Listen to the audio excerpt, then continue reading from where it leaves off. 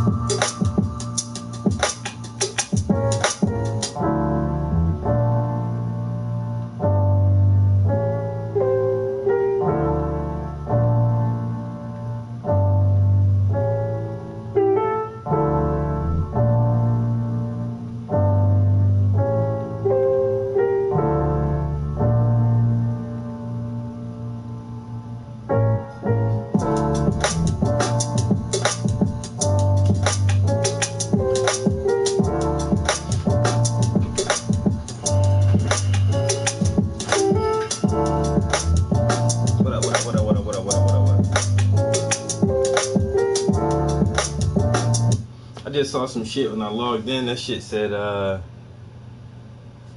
on.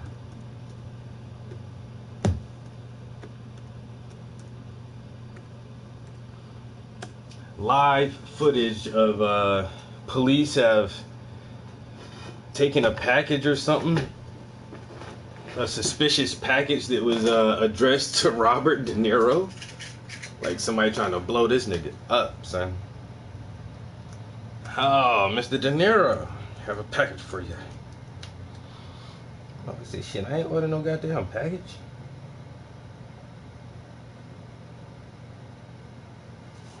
See, Robert De Niro got a strange package in the mail. Oh, man.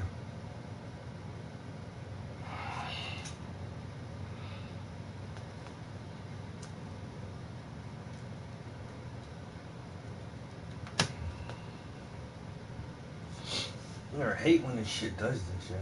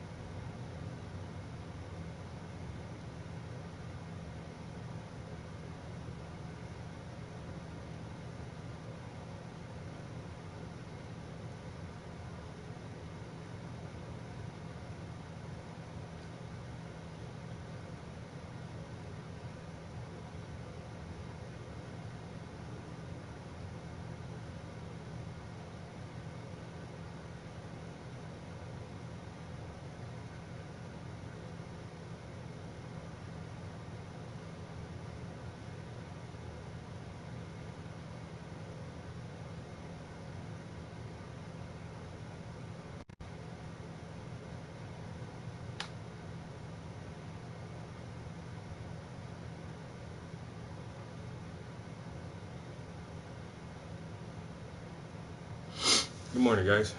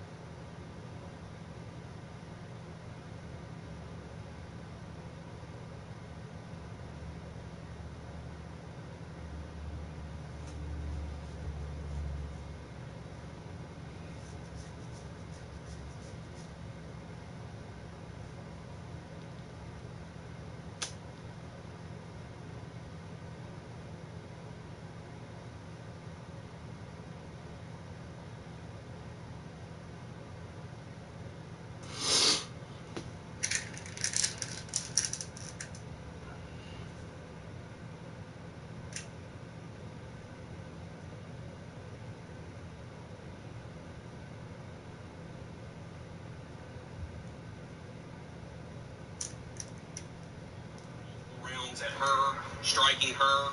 As a result of those gunshots from the suspect, both of those victims have died from fatal injuries and have been pronounced deceased here on the scene.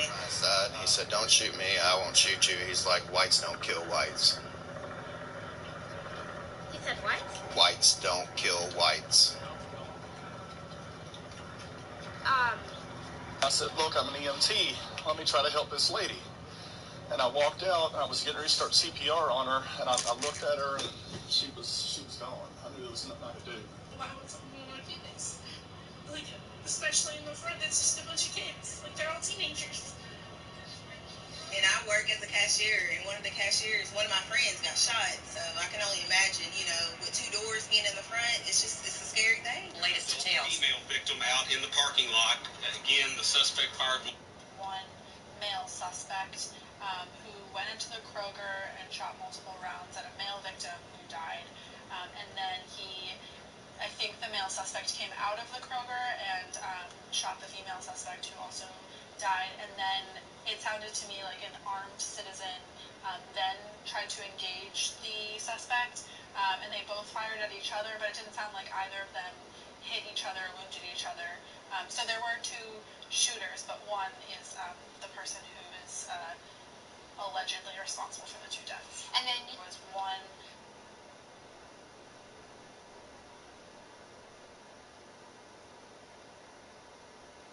Projectiles. I mean, that sounds like a fire alarm here. We'll keep you posted on that. But to have projectiles, that is a feature you will often see in bombs that terrorists use in Afghanistan, elsewhere. ISIS has used that kind of bomb before. Doesn't mean it's exclusive.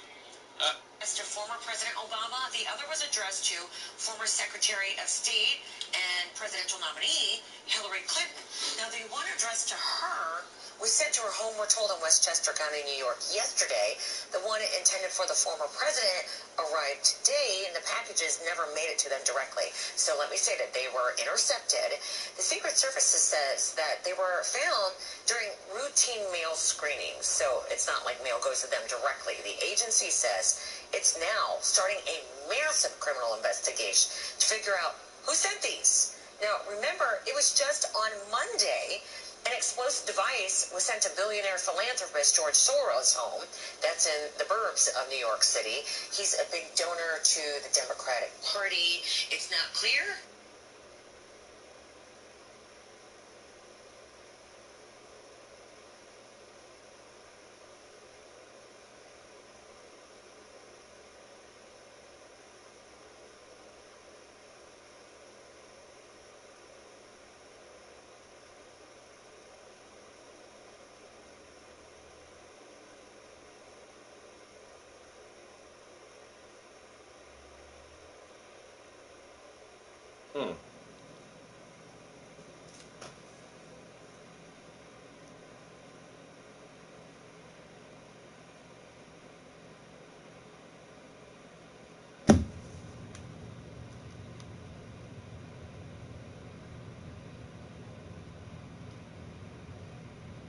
Connected to iPhone.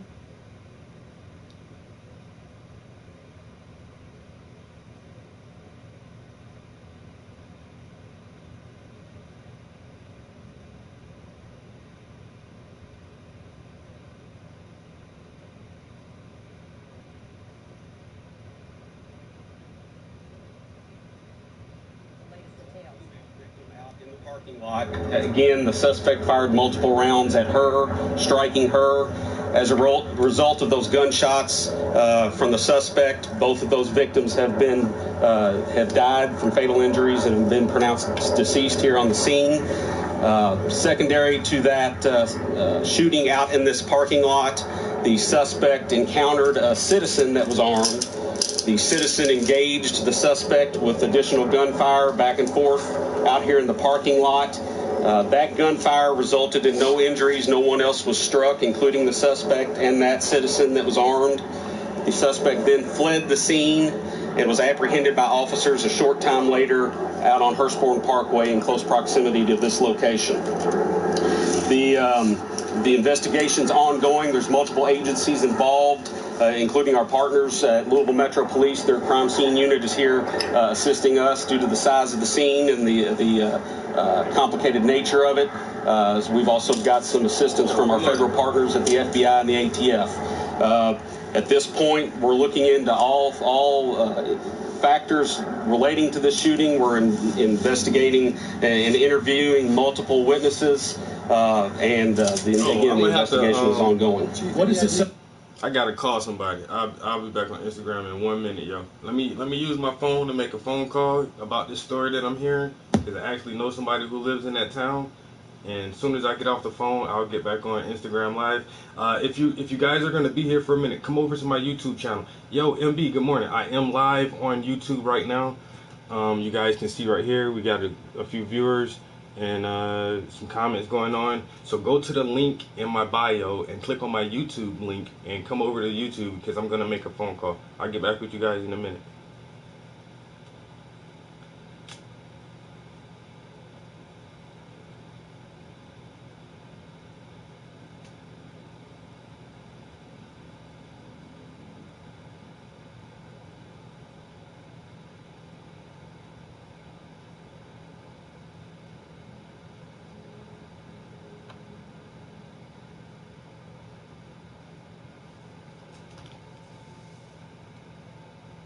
Yo, this shit crazy, yeah.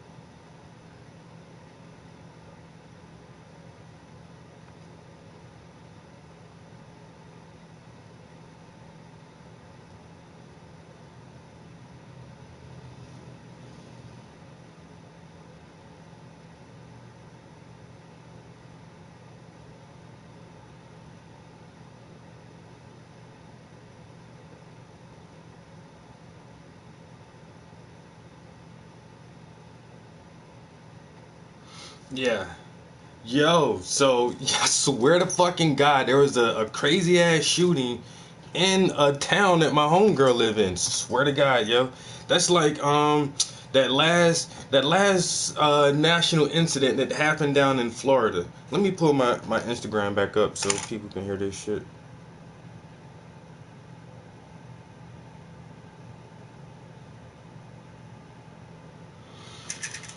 But yeah, so the last, yo, Bree, what up?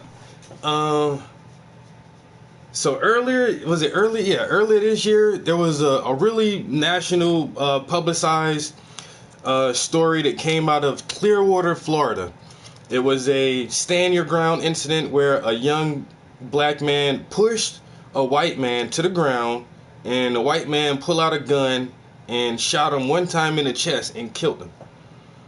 You know, and as soon as I heard the news report and heard the city that it was in, Clearwater, Florida, yo, my son and my son's mom live in Clearwater, Florida. So immediately I'm calling down there like, yo, what the fuck is going on in y'all city, yo? I heard niggas getting shot and shit.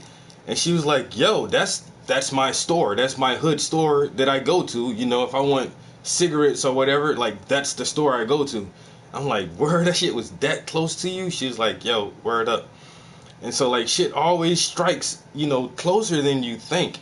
And now, I'm just on Instagram. Yo, good morning. I'm just on Instagram this morning, and there's a dude I follow, and he puts out a lot of current news, current events, especially stuff that makes national headlines. The young gentleman who got followed to his apartment by the white lady walking her dog, like, that's the first place I heard it. So if you guys are on Instagram, follow The Savory Show. Savory, like tasty, like So he puts out a lot of good national news headlines.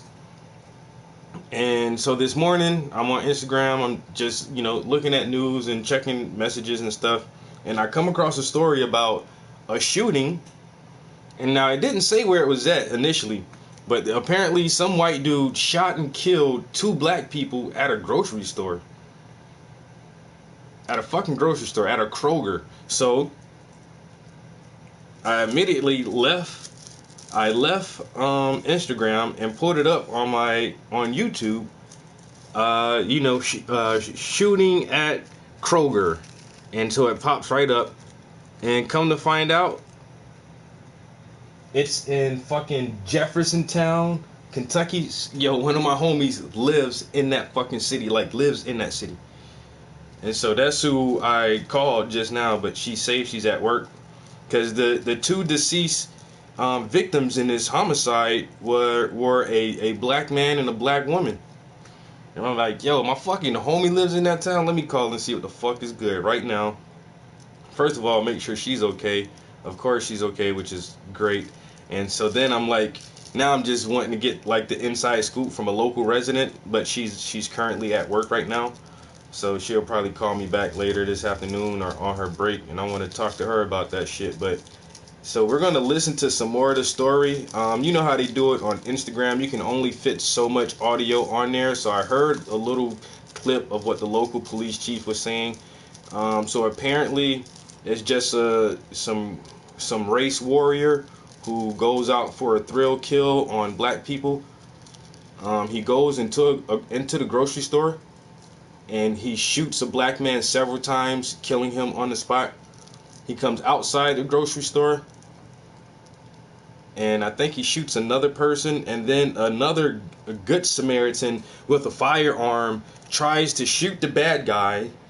The bad guy and the good guy have a shootout, but apparently neither one of them can hit each other, and the bad guy makes a run for it and gets away, and he's later on apprehended alive, and now is currently in custody. I was also hearing a lot of different reports of celebrities or political personalities getting bombs and shit sent to their house. What's the one black lady, the old black lady in Congress? Somebody sent a bomb to her house. Somebody tried to send a bomb to George Soros. Somebody tried to send a bomb to Obama, and even Robert De Niro. There was like some kind of suspicious package that they stopped on the way to Robert De Niro's address. And like, there's some crazy shit going on right now, yo. You got a mad bomber out here. You got another fucking race warrior just going into a grocery store on, you know, any given day of the week, opening fire in broad daylight in public, killing people, traumatizing everyone who works there. Everyone who witnessed this event, especially the kids and the teenagers, will be traumatized for the rest of their fucking life. So many families have been broken just because when you say it's 2 people who are deceased, well, that's, you know, dozens of families between those two people who are now crushed and devastated. And the suspect was apprehended alive. Fuck that shit. I would have gunned that motherfucker down on the spot.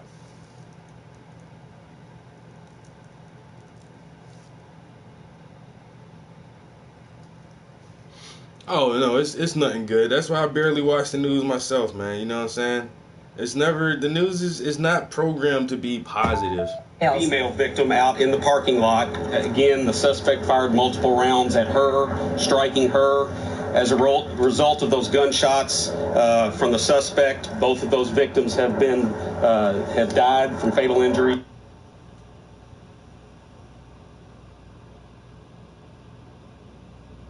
And have been pronounced deceased here on the scene. Secondary to that shooting out in this parking lot, the suspect encountered a citizen that was armed. The citizen engaged the suspect with additional gunfire back and forth out here in the parking lot. That gunfire resulted in no injuries. No one else was struck, including the suspect and that citizen that was armed. The suspect then fled the scene and was apprehended by officers a short time later out on Hurstbourne Parkway in close proximity to this location. The investigation's ongoing. There's multiple agencies involved, including our partners at Louisville Metro Police. Their crime scene unit is here assisting us due to the size of the scene and the complicated nature of it. We've also got some assistance from our federal partners at the FBI and the ATF. At this point, we're looking into all factors relating to this shooting. We're investigating and interviewing multiple witnesses, and the investigation is ongoing. What is the suspect saying to you? I don't have any direct knowledge of what the suspect has said, if anything, at this point. Any idea on the motive? Why did he go in and shoot this man inside the store? We have no idea about that at this point. I also talked to a witness who said that the woman that got shot and killed in the parking lot was just an innocent bystander. Is that what you all examined? At this point, again, with the early stages of the investigation, it does appear that she was a random victim out in the parking lot. What about the victim inside the store? Was that also a random victim? I don't have any direct knowledge one way or the other, but it does appear to possibly be the case. Yes. So it's possible he just went into the store and just started firing at random? At preliminary stages, I don't know what the motive was behind this, but it does appear to be that, yes. Thank you. Thank you. Thank you. Motherfucker just opened up fire randomly at random people. Multiple people shot at the Kroger.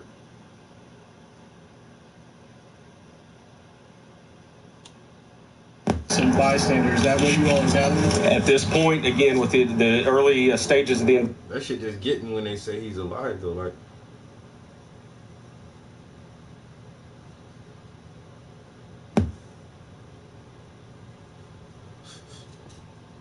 yo, what's up, guys? I don't see how they just apprehended this dude alive, yo.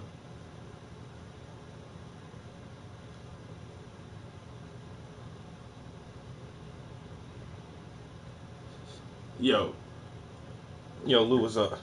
Now on my Instagram, yo, the dude has other reports of people, eyewitness people who were on the scene, and this one white dude says the killer gunman, was like at him. He was like, "Don't shoot me," and he said the gunman told him, "Whites don't kill whites."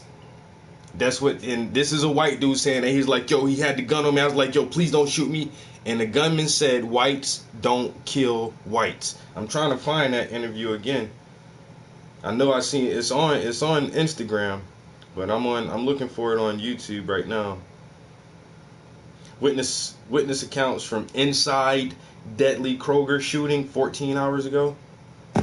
Well, my friend, she called me hysterical. She couldn't even tell me what happened. I thought she might have had a car accident or something. She said she was by the Kroger. Yo, Black Art Today. I jumped good, in the man? car. I ran up here. I own the daycare right down the street, and I noticed as I was pulling up, kind of everybody was pulling up at the same time. And in that, I did pull up. I saw her husband on the ground, and I did see another lady on the ground also. And when I found my friend, she was able to tell me there was a shooter who was in the store, and everybody was running out when she arrived, and told them, there's a shooter, turn. So they went to turn and run, and the shooter came out, and her husband shot back once the shooter had shot at them, He had pushed her out of the way. And from that, in that moment, that's when the lady got shot and went down. And there was another lady who did get away. But she's just so devastated right now.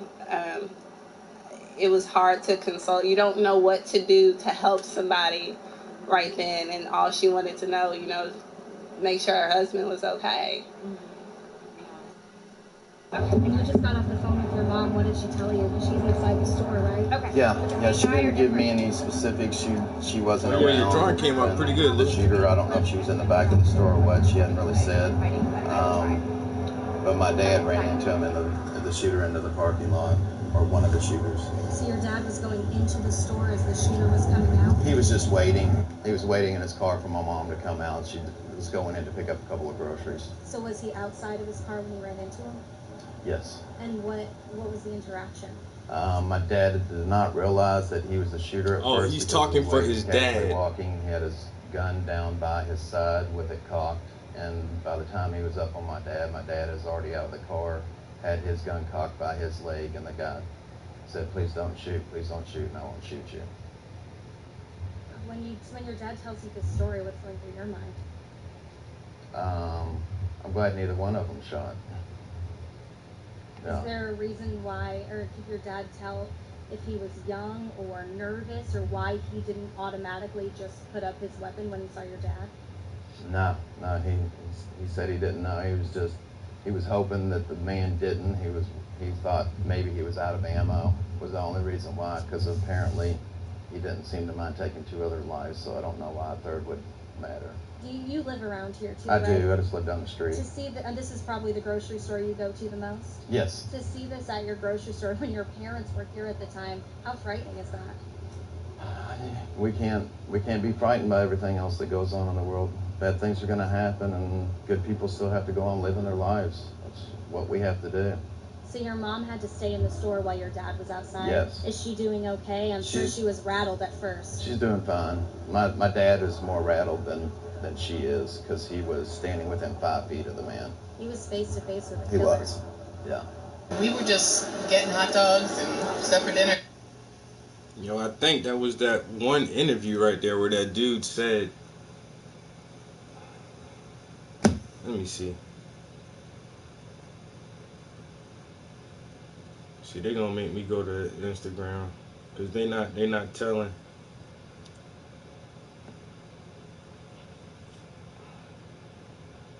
I think that news report just cut that guy's comments.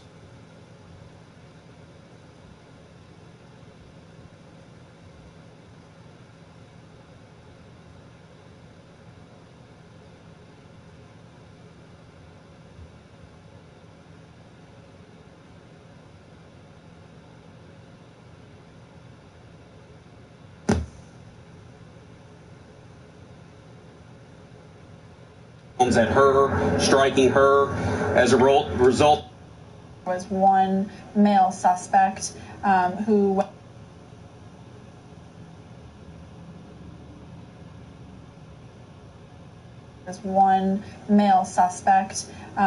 went into the Kroger and shot multiple rounds at a male victim who died, and then I think the male suspect came out of the Kroger and shot the female suspect who also died, and then it sounded to me like an armed citizen then tried to engage the suspect, and they both fired at each other, but it didn't sound like either of them hit each other or wounded each other.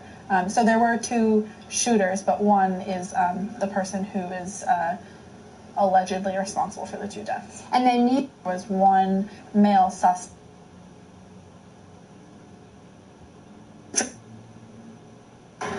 Excuse me, that sounds like a... The other was addressed to former Secretary of State and presidential nominee Hillary Clinton. Now, the one addressed... I cannot find it. Latest details. Female victim out in the parking lot. Again, the suspect fired multiple rounds at her, striking her. As a result of those gunshots from the suspect, both of those victims have died from fatal injuries and have been pronounced deceased here on the scene. He said, "Don't shoot me, I won't shoot you." He's like, "Whites don't kill whites." That's the same interview. Whites don't kill whites. I said, "Look, I'm an EMT. Let me try to help." Wait a minute. Now, is that not the same interview from that guy, right? But the news, the news channel we just listened to didn't play the audio clip of him saying the man said whites don't kill whites. I knew that was the same fucking shit, yo. Like they edit that shit out of the news that they put out to everybody else. Listen to that shit again. Now it's the same interview, but they don't play the audio part of him saying what that man said to his father. He didn't say it to him. He's telling a recount. It's just a bunch of kids. Like, they're all teenagers. He's giving and I work as a cashier, and one of my friends got shot. So I can only imagine, with two doors being in the front, it's a scary thing. Latest details. Female victim out in the parking lot. Again, the suspect fired multiple rounds at her, striking her. As a result of those gunshots from the suspect, both of those victims have died from fatal injuries and have been pronounced deceased here on the scene. He said, "Don't shoot me, I won't shoot you." He's like, "Whites don't kill whites." He said what? Whites don't kill whites. Now that's why I followed the Savory Show on Instagram, because all his news clippings, I don't know how he get the rawest footage, but he shows, that's his whole thing, is like news. He gives you like all the current fucking major headline news. But then when we go back to the other clip that we just played on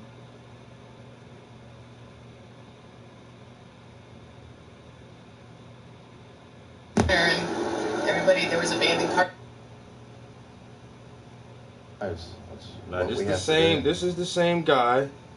It's from a different angle, and that's why it came from that other footage came from a completely separate source, because it was a completely different angle. It was to the side of him. This camera is directly in front of him. Well, she was going into.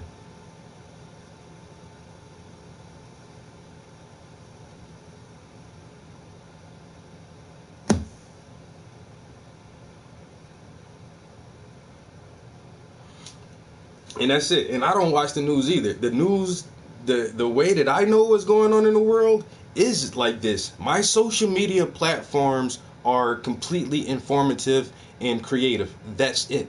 If you're not trying to give me some information or teach me something that I don't know, I'm not going to fuck with you.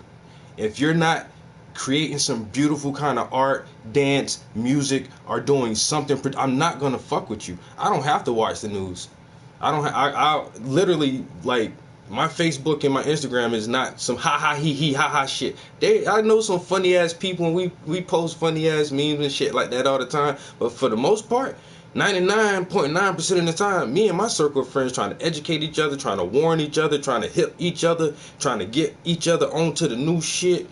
And share some art. So yeah, I feel you. I don't watch the news either. It's depressing. It seems like it's the same stories over and over. But by doing this, people who watch the news, now I'm right here breaking this shit down, analyzing you, showing they not telling you the whole fucking story all the time, yo. And it's designed like that. It's fucking by design, where no matter what happens, you're not going to get the whole story.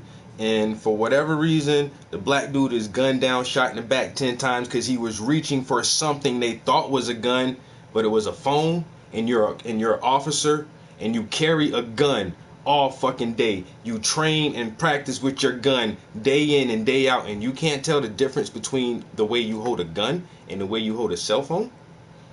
But then this guy kills 2 people in broad daylight, injure other people, and you apprehend him alive. The shooting in South Carolina, my home state, in Florence, not my hometown, but a city that I lived in for 6 years, a gunman shoots 7 police officers killing one of them, and he's taken in alive. A white dude taken in alive. It's like, how the fuck you catch these guys alive all the time? Like Dylan Roof killed 9 people. They caught him alive. The fucking Florida school shooter, 17 people. They apprehend him alive. A black dude, you getting gunned down immediately. And even this right here is like, and the dude is telling you what this man said. He said whites don't kill whites, but the news channel edit that shit out.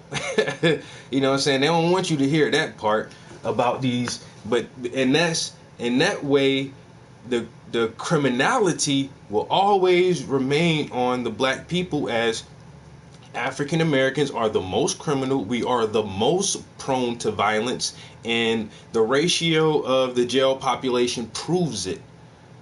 And that's the proof that you are more violent, you are more dangerous and deadly amongst yourselves and everyone else. But you don't ever see like black people going around just randomly. Like I say, man, yes, if you want to call it black on black violence, which doesn't exist, because you never say Asian on Asian violence, or white on white violence, or Spanish on Spanish violence. Like niggas the only people who kill each other.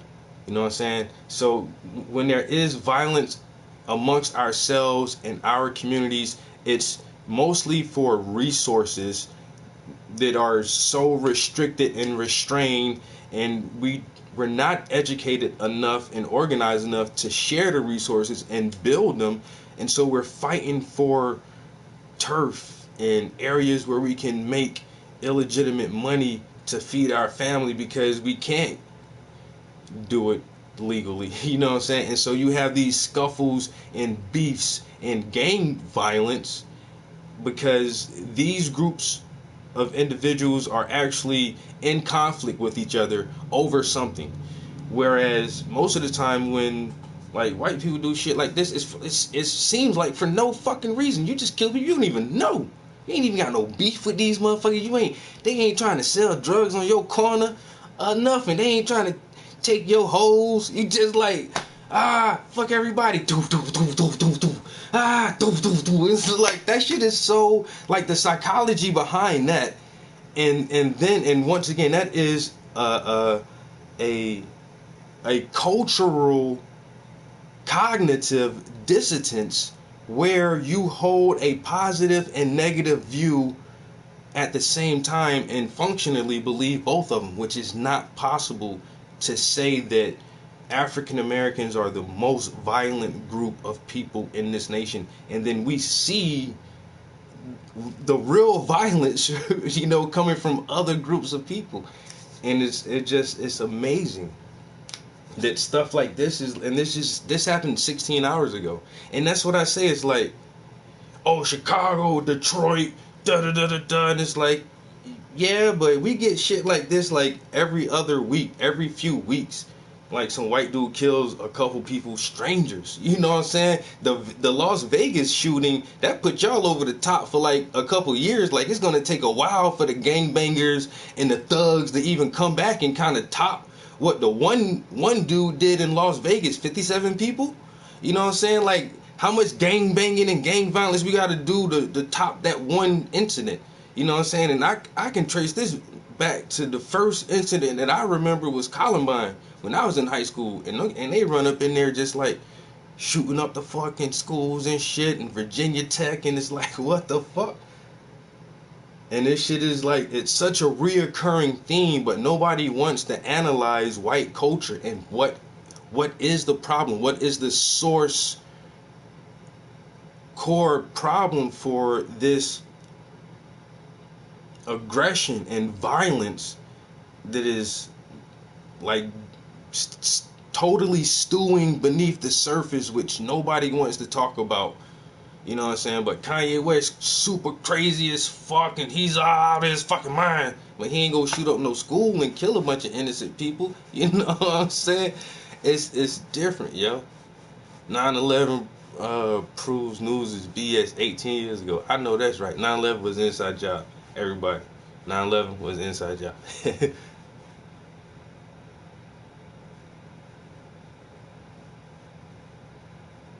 Yeah, false flag, bruh. But this whole interview, like from this segment here, it's the same guy, just a different camera. They never play that one snippet where he repeats, and then even the other interviewer said, he said, what? Like, she couldn't even believe that shit. Like, he said, whites don't kill whites. And it was a pause. She had a long pause, and he said, what? He said, whites don't kill whites. But this news footage right here, they did not play that part. Why don't y'all play the whole story?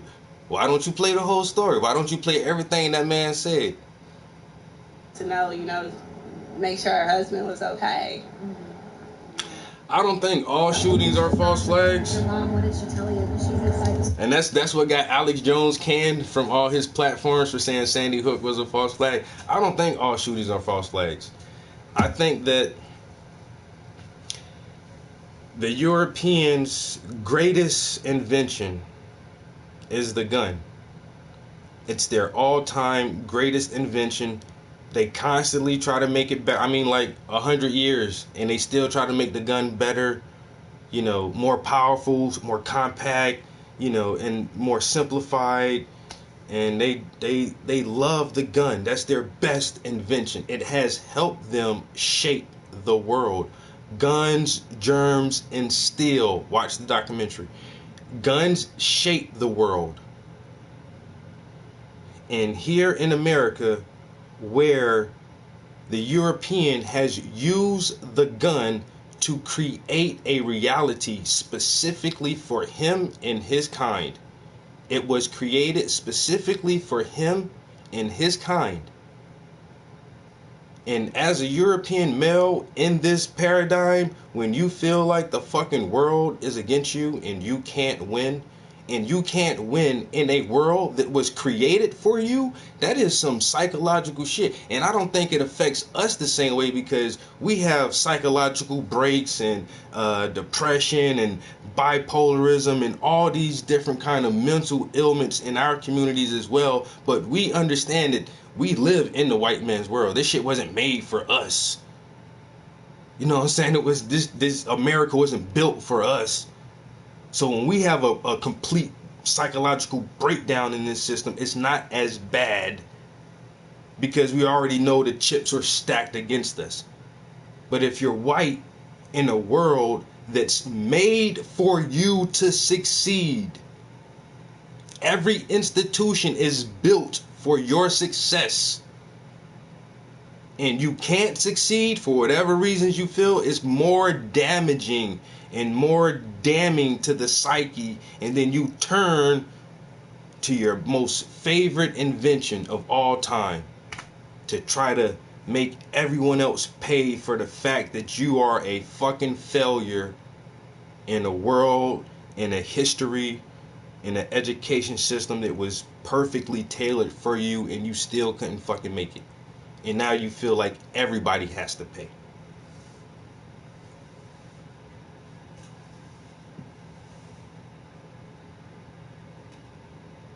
Black racial problems never went away. That's the thing, dude. Like, they're not trying to bring it back. It's just that black racial problems have been diluted because we've had the feminist movement, which is civil rights, and the LGBT movement, which is civil rights, and the immigration problem, which is civil rights. And so now the black civil rights movement has morphed and expanded into basically a Me Too. And it really diluted everything that Dr. King tried to fight and stand for, even though most people don't know or aren't aware of the fact that the Voting Rights Act of 65 has to be ratified every 10 or 15 years. Like, they have to constantly vote that back into existence. So technically, if Congress didn't want African Americans to participate in the American voting system anymore, they can just not vote to reinstate the 60. It's an act. The Voting Rights Act is not a law, and it's not permanent, and it's not mandatory.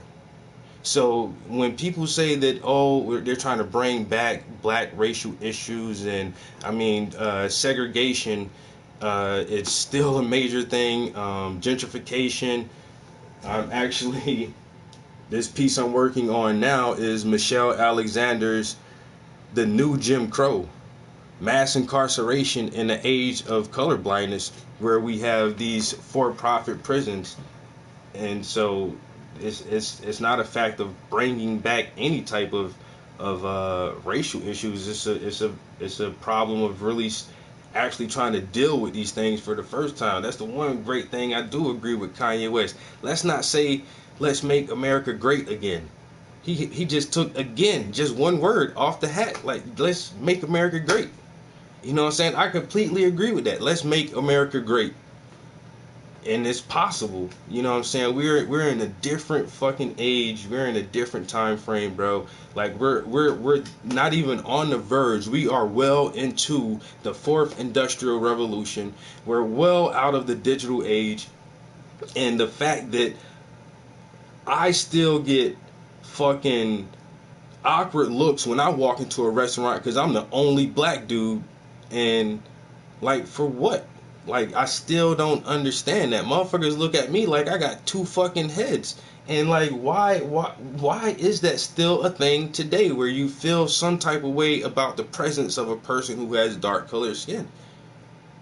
You automatically think of every gangster movie you ever seen, every rap video, every twerking video, immediately when you look at people, and it's the weirdest thing. So we're not trying to bring back these issues, actually trying to overcome them. Yes, because we have been brainwashed for so long to not educate ourselves, to not really understand our culture, to not research history and how did we get to this point. Okay, slavery. Okay, so what happened after slavery? You know what I'm saying? And how are we here at this current point now, where, you know, Black Lives Matter was considered to be a ethnocentric, racist hate group, but then when white supremacists run over a lady and kill a lady in Virginia, the president says, well, there were good people on both sides. You know, and that's the world we fucking live in, dude. And it's like, you know, an American journalist was assassinated and chopped up into little pieces in a foreign country, and our president says, well, we're not going to stop the deal with them because that's a lot of money.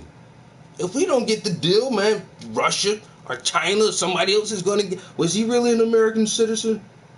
A resident? He was a permanent resident? It's not the same thing. And I was like, this is the world that we fucking live in. Yeah, and without deeper analysis of these issues, these situations, these permanent institutions that have lasted for so long, nobody's ever gonna get past their brainwashing. When you think you're really educating yourself, you're not. You're just boxing yourself into a deeper paradigm of brainwashing. Is the object of 2 investigations. Although some officers say full protection against such attacks is impossible in this jungle war, there is mute evidence of the toll the guerrillas took here. Now notice that this coverage focuses in on pimps as drug dealers. I think she's going to take the money. Do you think that Renee and Marcy are likely to be friends or not? Not really. And what do you think about Marcy's parents? Do you think they'd be comfortable with her being friends with Renee or not? Well, if they find out the situation that happened, they might be a little concerned about if Renee's a thief. Mm-hmm. In this one we have Erica and Allison, and they're also in the hallway at school. Can you tell me what it seems is happening in this picture? Allison looks like a sweet... The natives. All I can say about the natives is, hey, they are just as disenfranchised as anybody else. You know, America broke fucking almost 100% of the treaties they made with the indigenous people of Turtle Island. And, but they do have some land, you know what I'm saying? It's like but even right now, they're trying to take all their reservations. They have white teachers on Indian reservations teaching Indians. And it's a whole system, you know what I'm saying? I can't worry about everybody though. You know what I'm saying? And that's another problem. Like there are times where you need to think as a group. You know what I'm saying? And most groups are able to organize. That's why there's a Chinatown and a Little Italy in almost every major city, and you got fucking the Greek Fest and the Italian festivals and all these other things, because these group of people are able to come together and organize as a cultural unit. And then if you can organize as a cultural unit, you can get respect from other cultural units and then work together. So the Asians can work with the Jews, and the Jews can work with the fucking Greeks. The Greeks can work with the Italians, because the Italians function as a group into themselves and are functional and organized into themselves. And that's the one thing that the African American community has yet to be able to understand, is group dynamics and racial organization. And if we can function more as a group and have more base institutions for ourselves and more businesses for ourselves, instead of me living in the hood, but my girlfriend goes 2 blocks away from where we live to the fucking hair store, and she's buying hair from a Korean woman, and then she goes to get her nails done at the mall by another Asian lady, and then I go 1 block from my house to get some food from the Chinese store, because they have a organization and they have a community group organization, and they come into our communities and take our money and run their businesses and send their kids to school off of our paychecks. And then until we can have a community group like that, where I go to the gas station and instead of Habib running the gas station, it's Tyrone and Janiqua, and they own the gas station, and I'm buying gas from them. And when my girlfriend wants to go get some nail polish or some weave or whatever, and she goes and get it from Taniqua or whoever who owns the local hair store, and I can go get me some fried fish and some fried chicken and macaroni and cheese from my man Jerome, who owns a restaurant down the street. And then we can work with other people and then start worrying about other people's problems, and like, well, how can we help the Indians, or how can we help these refugee migrants who are coming from Lebanon and all these other places, you know what I'm saying? And until then, I can't really worry about anybody else. It's not. I don't have enough energy, and there's not enough focus, because there's too many issues and situations within my own community, within my own group dynamic, that needs addressing, that needs research and someone, and not someone, but large groups of us to educate ourselves so that we can rectify most of the issues within our own community first. You know what I'm saying? That's why we're not respected as individuals, as people, as a group, because we don't respect each other. We don't work together enough. We're not functionally organized enough for other people to even respect us. So yeah, I know I'm not talking about the Indians, but right now that ain't my problem.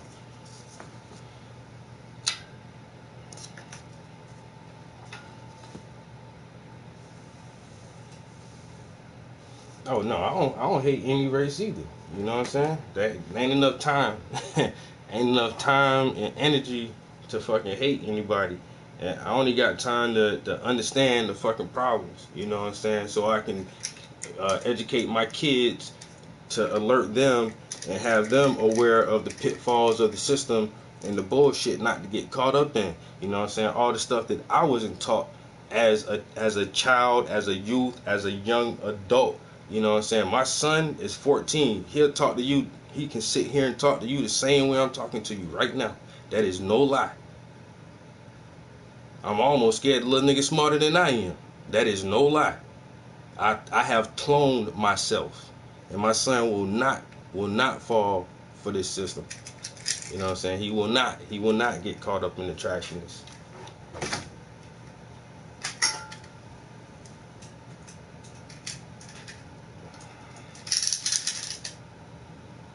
I'll put the shit right on the sound button. Come on. Girl. So I think that she would pick up Erica's money and give it back to her. Okay.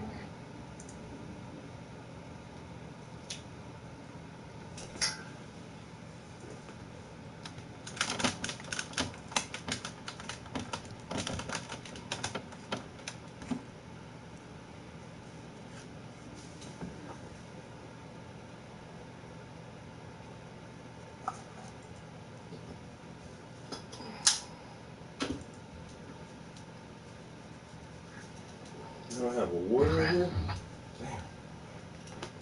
I've been in situations where, you know, I had to cross the street because I didn't want to scare the white lady that was walking. I would actually, it would get to the point where I would start to count how many times a woman would clutch her bag.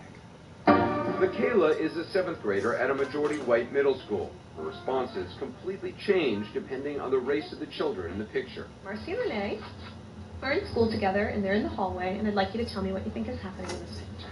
She probably looks like she's gonna steal it because Marcia's like, oh no, what happened? And he's like, hey, look, $20. And so, do you think that Renee is doing something good, bad, or just neutral? I think she's gonna take the money. Do you think that Renee and Marcy are likely to be friends or not? Not really. And what do you think about Marcy's parents? Do you think they'd be comfortable with her being friends with Renee or not? Well, if they find out the situation that happened, they might be a little concerned about if Renee's a thief. Mm-hmm. In this one we have Erica and Allison, and they're also in the hallway at school. Can you tell me what it seems is happening in this picture? Allison looks like a sweet girl, so I think that she would pick up Erica's money and give it back to her. Okay, so then do you think Allison's doing something good, bad, or neutral? Pretty good. And she's doing something that's okay, not okay, or kind of in the middle? Not okay. Not okay? Is Andre doing something good, bad, or just okay? Good. I want people to know that I'm perfectly fine and I'm not gonna hurt anybody or do anything bad. Hi, I'm Jerry Croft, an associate professor. Now that was another a spin on a doll test where you show kids dolls of different colors and say which one is the good one, which one is the bad one. And both black and white kids say that white is good and black is bad. White is pretty, black is ugly, white is smart, black is dumb. And these are black kids who say the same thing. And now if you don't think that is some type of brainwashing, and they said that girl was in 7th grade. A picture of a black girl picking up money. Oh, she's going to steal the money. A picture of a white girl picking up money. Oh, she's going to pick the money up and give it back to the girl. They asked the other little kid and other little kid. And every time, even in little children, even if the parents aren't racist and they don't teach this at home to their kids, it seeps in through media, entertainment, news, literature, education, that blacks are inherently criminal and whites are inherently good. Even in church, Jesus is white. The Son of God is a white man. We're all godly, you know. But these are the issues that are still prevalent. They never went anywhere. The psychology of American culture has been fucked up and is still fucked up. In psychology at Santa Clara University. And I've written 2 books on this subject, and not exactly on this subject, but the sources for this video come from these 2 books. So let's go and ask a question. Have we really come a long way since the days of the Civil War? Well, we've had women's suffrage in 1920. John F. Kennedy did a great deal to improve race relations. We had the Voting Rights Act, Non-Discrimination Act, affirmative action. So we think that we've made some very positive changes in our lives on the issue of race.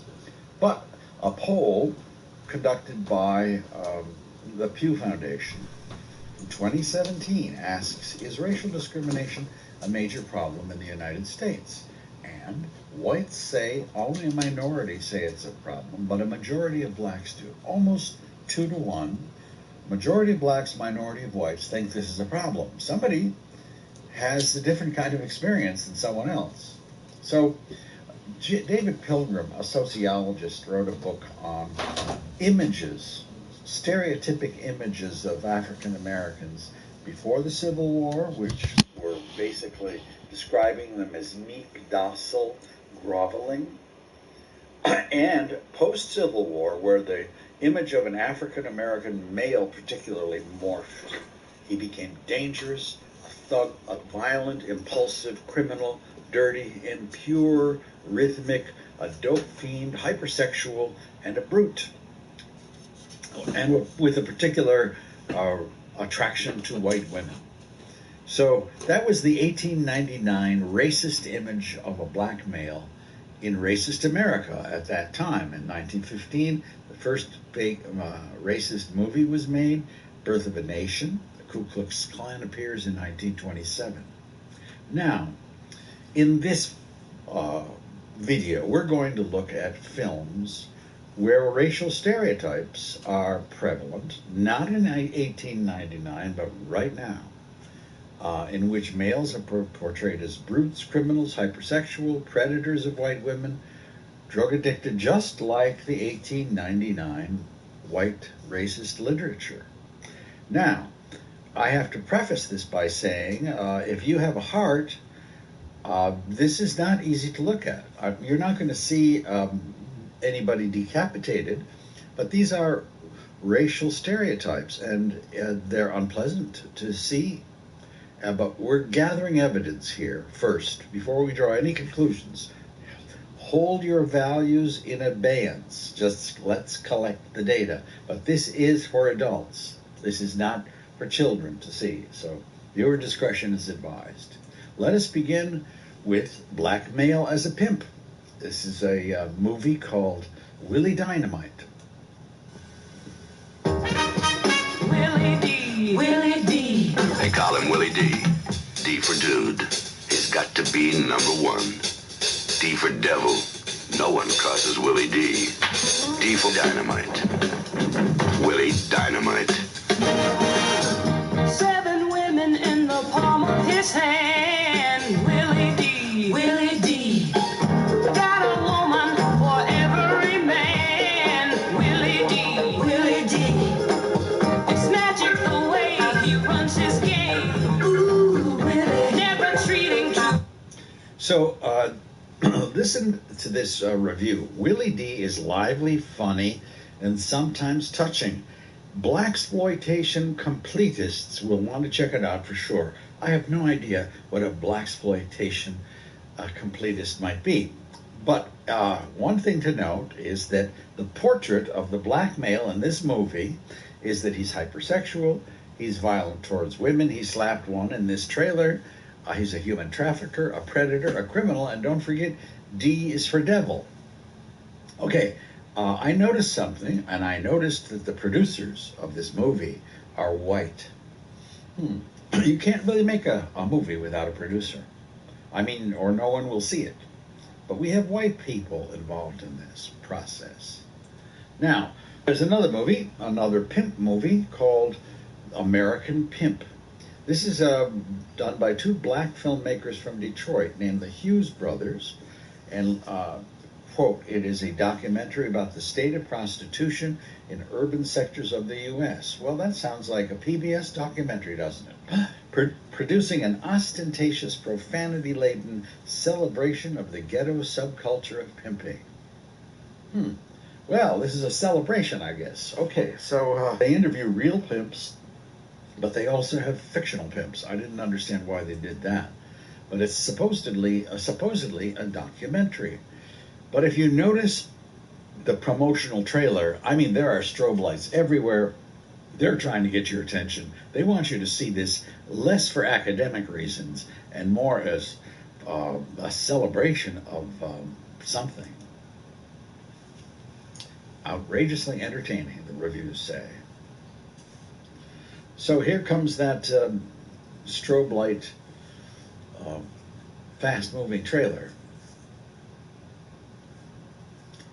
Hoping to get your attention. This movie did not make a lot of money at the box office, but it certainly tried to bring in an audience.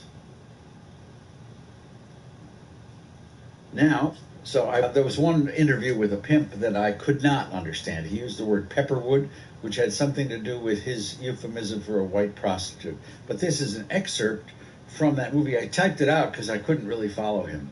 So here's a slice of this movie. Was like me. Anything that's gonna come through the door with it, I might fuck with if the coast is clear. But now I like to have a white bitch, you know what I mean? Because as the cliche go, they do let you pimp. Black bitch gonna make you pimp, you know, because she gonna have one of them old snapdragon mouths, one loud talk, out talk, wrong talk of pimp, where Peckerwood just gonna be meek. You know, pimp can fit with his hands in his pocket. Ain't never got to raise your hand, you know what I mean? Just about out your mouth. Right. You know, and the bitch gonna come through your door with it. So how many women you got right now? About 2.5.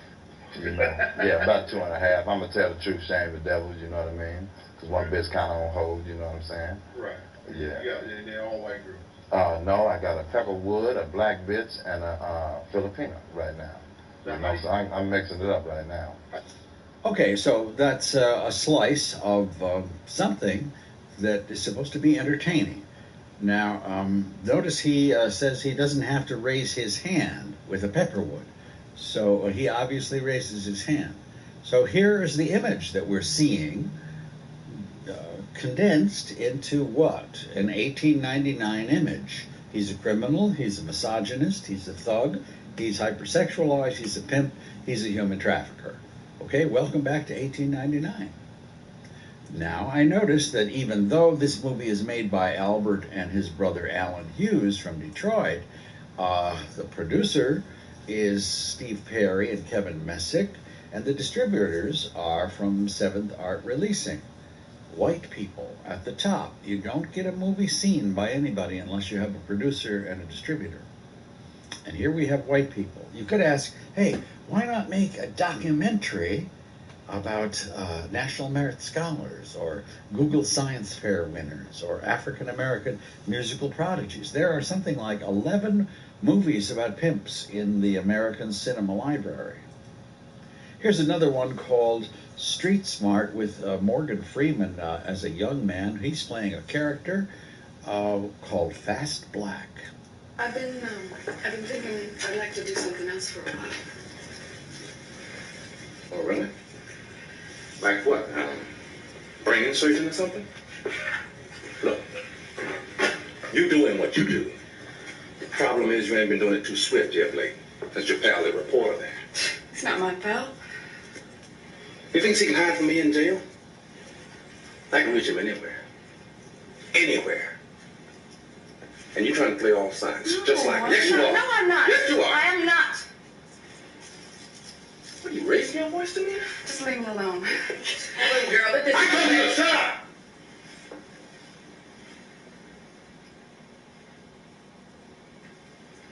Hello. What's going on here? You gonna start running this outfit or something?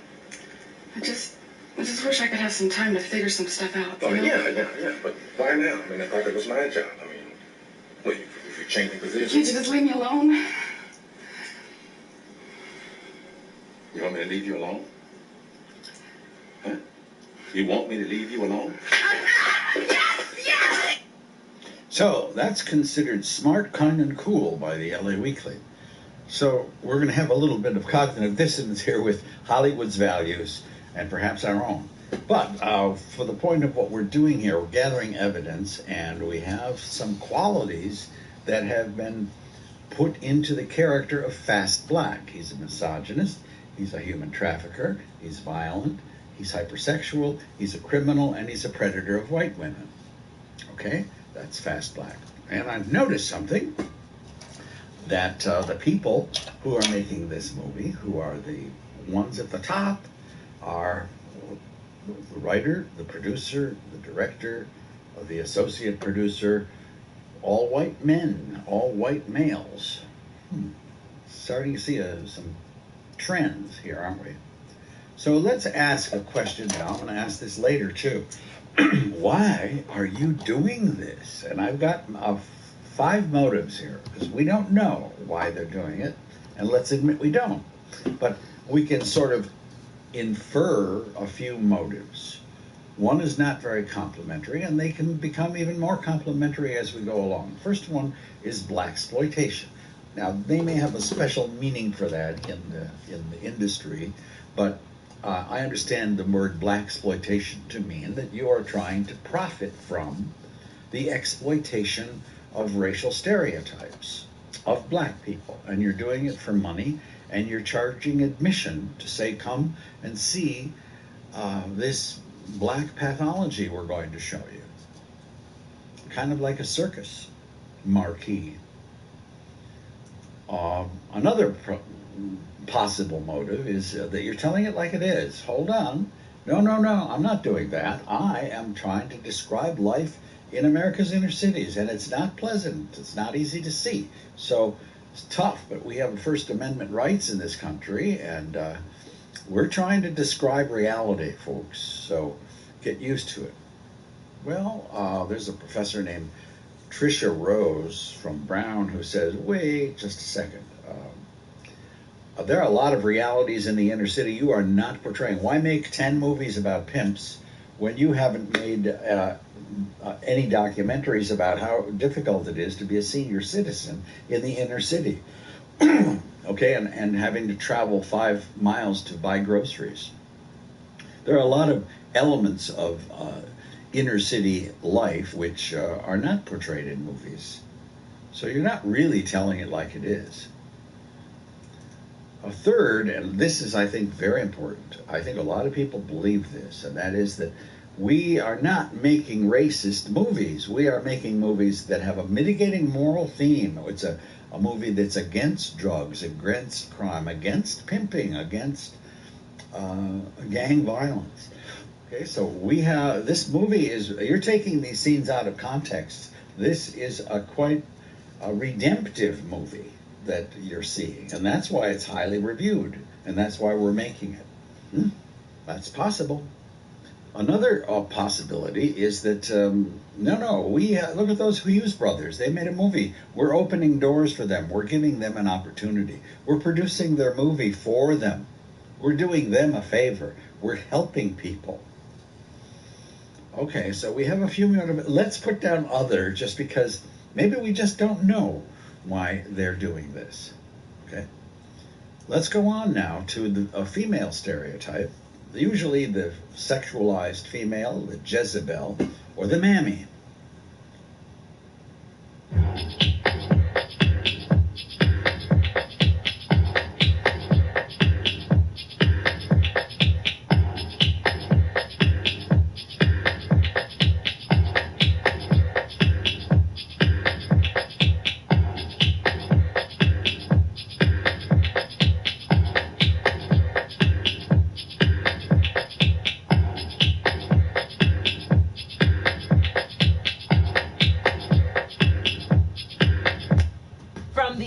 Black friend to the sexy prostitute on the wrong side of the tracks to the overly helpful house cleaner. Black women are so very often stereotyped in pop culture, but these stereotypes are more than lazy writing. They have long histories, so maybe we should just get rid of them. Meet the Jezebel. She's sexual, she's aggressive, she just wants it all the time. You know what I mean. And while this stereotype has persisted throughout TV and film history, today you can usually find the Jezebel archetype in music videos and all over reality TV. It also pops up in the policing of black women's bodies and sexuality. Just ask Rihanna, or Nicki, or Beyonce. But remember, too much sexuality can be threatening. So, meet the mammy. Mammy's fat, old, and very dark-skinned. She was given these physical traits to show that she was undesirable and prove that white slave owners didn't find black women attractive. The mammy lived on through Jim Crow to imply that black women were only fit to be domestic workers. We began to see the mammy characters everywhere, from books and movies to advertising, like Aunt Jemima. And if you think this stereotype doesn't still have power in media, the first black woman to win an Academy Award for acting was Hattie McDaniel, playing a slave-era mammy in Gone with the Wind. 70-plus years later, the incredibly talented Octavia Spencer won an Oscar for playing a 1950s-style mammy in The Help. So black women are either seductresses or non-sexual happy workers. So what else is there?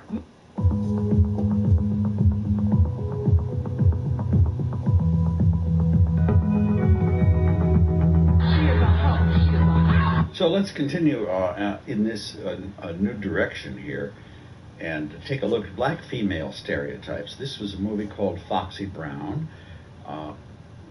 Quote, Pam Grier is a whole lot of woman who showcases unrelenting sexiness while battling the villains. It was part of the blaxploitation genre. The film was confiscated in the UK as obscene, but it played...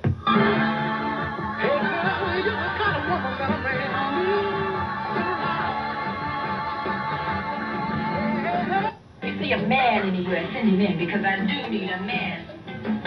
And murder if you don't treat her nice. Sounds like a public menace. Foxy Brown, however, as a movie, was made by 4 white people who were, I mean, there were also black crews and cast members and so forth, but the director is white, the producers seem to be white, the company that made this, American International Films, did 6 other blaxploitation films. So again, we have this contingent of white males at the upper ends of the storytelling hierarchy. This is a movie that I find particularly disturbing. We have it here, another morally elevating story with very, very, very difficult racial stereotypic backdrops. This is about a 12-year-old boy surviving and developing the tools to survive the hazards of ghetto life.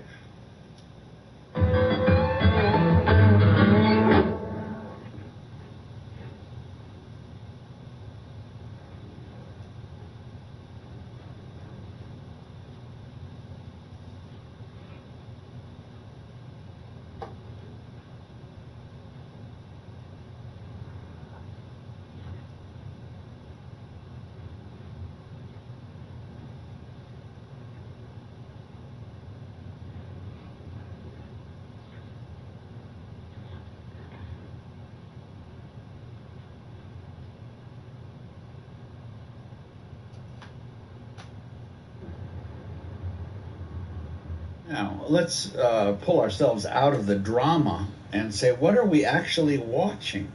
Okay? We are watching a 12-year-old boy who calls an adult woman a bitch. We're watching a black woman portrayed as a drug addict. We're watching a black woman who is sexually propositioning a minor. We're watching a black woman portrayed as a prostitute. And we're watching a 12-year-old boy slap an adult woman in the face. Okay, so now that we've sort of processed these negative images, we notice that Hollywood seems to be in denial about what we've been just watching, because they think this is a great movie, a movie filled with drama and excitement, unfolding a plot of brilliant complexity, powerful and riveting. 2 thumbs up. Okay? Now, Fresh did not make a lot of money, only $8 million. But what I noticed again is that the people at the person who put those words in that woman's mouth, the screenwriter, is a white guy. The co-producer is a white guy. The executive producers are white guys. And we're seeing a pattern, aren't we? Applied to African American women, which is this hyper sexualized version of black women. And you see it everywhere. You see it in not only music videos, you see it on television. Like there's this lack of self-control, this lack of morals. So Professor Cornel West from the Union Theological Seminary says, with all the richness in black life right now, the only thing Hollywood gives us is black pathology. Well, we're certainly seeing a pretty large sample of it here. Let's put some facts in context here, okay? A survey, and we're still gathering data, and we are suspending judgment as much as we can. A survey of 1,200 women in Essence magazine shows that images of black women to them are overwhelmingly negative in the media. Okay? 7% of all directors in Hollywood were women in 2016. Only 6% of writers were black, only 4% of directors. So if we had 50% of the directors in Hollywood who were women, we would certainly have different kinds of images or portrayals of women than we see. There's more. Even though whites appear more, this is from a scholar who looked at a quantitative look at a lot of movies in America. There are more white characters who appear in movies than black characters. But when you talk about vulgar profanity and you sort the data on that, 89% of the characters who are engaged in vulgar profanity are black characters. Only 17% are white. Where movies show physical violence, 56% of the characters are black, only 11% are white. 5-1. Where movies show a lack of self-control, 55% are black, 6% are white. 10-1. The Academy of Motion Picture Arts and Sciences, which is responsible for deciding who will win the awards, is mostly men and 90% white. It's a white boys club. More than 350 whites have been nominated for Best Actor and Actress, compared to just 21 blacks. The absence of blacks, this is a very important sentence, the absence of blacks employed in top-level positions means they are not at the table when negative portrayals of African Americans are arguably green-lighted. That is an important observation to make. But we're still collecting data, so let's go and collect some more. We're going to take a look at Maury Povich. Maury is shocked by what he sees. So Maury has kind of defined himself as the moral voice of reality TV. He needs to be just like me. We are grown-ass women. Can't nobody control us. We had sex with over 20 guys. No one can stop us. Not even our stupid-ass mother can do anything about it. We like to drink, smoke, party, and have sex. Every chance we get, we steal our mom's money and even pawn her jewelry. And we don't care if we get caught. Now, he does have white kids doing that too, but of course Maury is saying, isn't this terrible? We have to do something about it. But he has shown you an extremely racially stereotypic image of, and a very uncomplimentary image. Now, Maury Povich is the producer of the show, and he has had a number of producers, and they are putting out these portrayals on afternoon TV, but with the context that we're going to do something about this terrible situation. I see right through you, Mr. Media. Don't believe everything they're telling you. No one questions or thinks to mention that half the things we see on TV are just fabricated lies, a distorted version of the truth that we believe in because we trust in these power figures when we quote these power figures.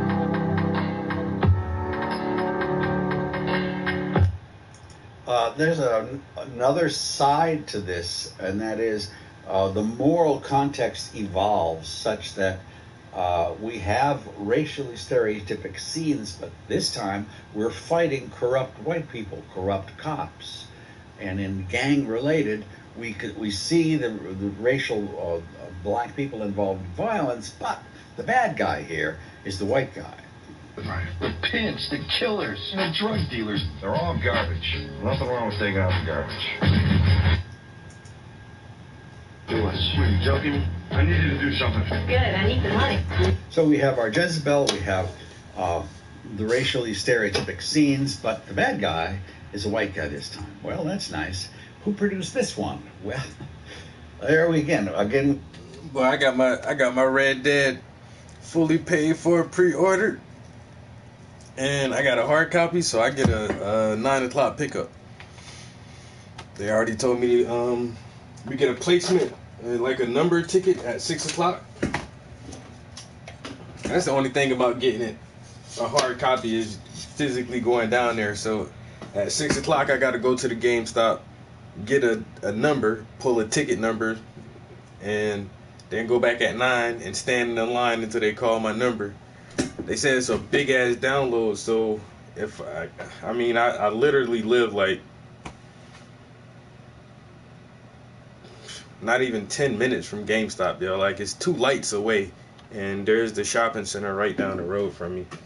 So if I get it at 9, a big ass download, man, that shit probably take like an hour to download. I'll be playing that shit like 10 o'clock or 10:30, and fucking I'm gonna stream that shit. I might take a nap. I'm not even lying, bruh. I might take a nap this afternoon, So I'm gonna be up all night playing that shit, dog. I am not bullshitting. I'll be up all night playing Red Dead. Goddamn, I ain't got shit to do tomorrow neither. And the only thing I got to do today is drop off a piece of art. I'm donating a painting to a auction for the gallery, for one of the local galleries I'm a member of. So it's an old painting that I've had for a while, and I guess I'll just donate it to the auction. I got to drop that off this afternoon, and I think that's like literally the only thing I have planned today, other than picking up my copy of Red Dead. And so when I get that shit, boy, I've been waiting for a game for so long, dude. Like, the last game I bought was Ghost Recon Wildlands. Hey Siri, what was the release date for Tom Clancy's Ghost Recon Wildlands? Tom Clancy's Ghost Recon Wildlands was published March 7th, 2017. Bruh, that's the last time I brought a game. March 7th, 2017. Swear to God, I haven't bought a game since Ghost Recon came out. I've just been playing free games. I mean, I love Ghost Recon, yo. I didn't even want to play anything else, honestly. And then from Ghost Recon, I went back. I paused on that for a while, and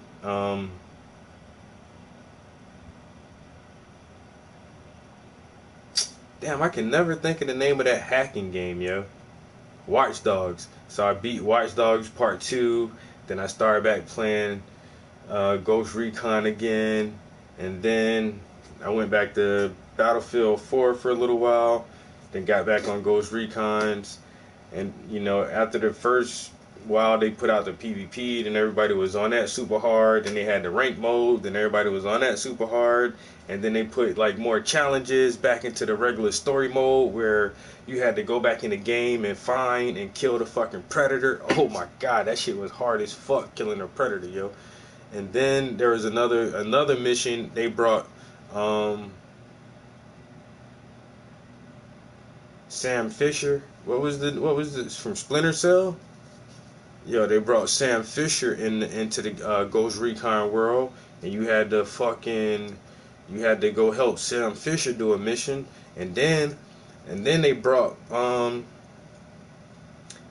of the team from Rainbow Six into Ghost Recon. You had to help them do a mission, and then they put this whole other story mode in. It's the regular campaign, but they call it Ghost Mode, where it's permadeath. If you die, you die. Like, you can play it for 15 hours, and if you die one time, like, all your progress is lost. You have to start back over, bro. And then it's like your ammo is different. Like, you can't reload and keep your ammo. Like, if you reload your gun before you spend all your bullets, you just lose those bullets. And you can't change your weapons when you want to. You can only change shit at the fucking ammo crates. You can only get health at the ammo crate. Yo, that shit is... it's weird. So, I mean, Ghost Recon had me playing that shit for a long time, over a year. And so now, finally, there is a game that I'm willing to put up some money for. And I didn't get the Supreme Deluxe Super Expando package, but I got the one step above the regular shit. The regular game is like 60-something bucks. With taxes, it's like, you know, yeah, still like almost $70. But then there's the next step up is like the $80 game or something. I think it was like $82 or something. I got that one. And so yeah, and I've just been watching like all of the gameplay that I can, all of the interviews with the gamers who've had access to the game and everything. It's the only thing I've been watching for a couple of days now.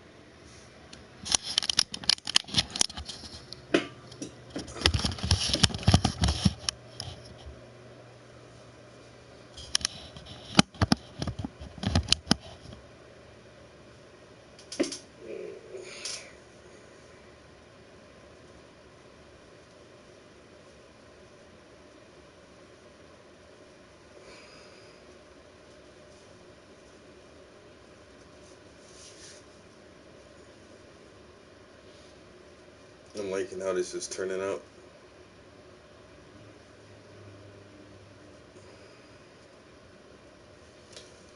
What do you say, guys? This shit looks good so far, right?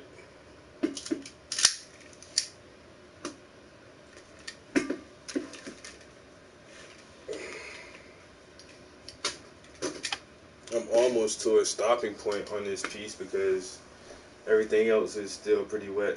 The table is wet. The books are still wet. Like, there is not a whole lot I can do. I can work on her pants right here a little bit.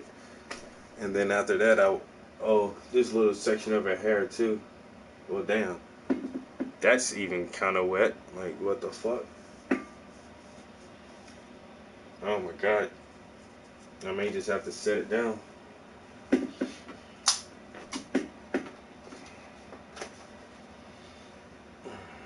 We have our contingent of people at the top who are the producers, directors, who are behind the scenes in making these movies. So we're now going to look at a movie called Hustle and Flow, again, with a moral dimension to it, like how hard it is out there to be a pimp. So that may sound funny to you, but this is a story about a guy who's trying not to be one. And but it has all the 1899 imagery that we've been accustomed to. It ain't the size of the dog in the fight, it's the size of the fight in the dog.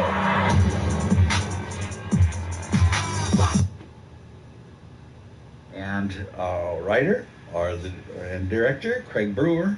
This is distributed by Paramount, and I don't even know if the CEO knows about this movie, but without Paramount behind it, I'm sure this movie would not have been distributed or seen.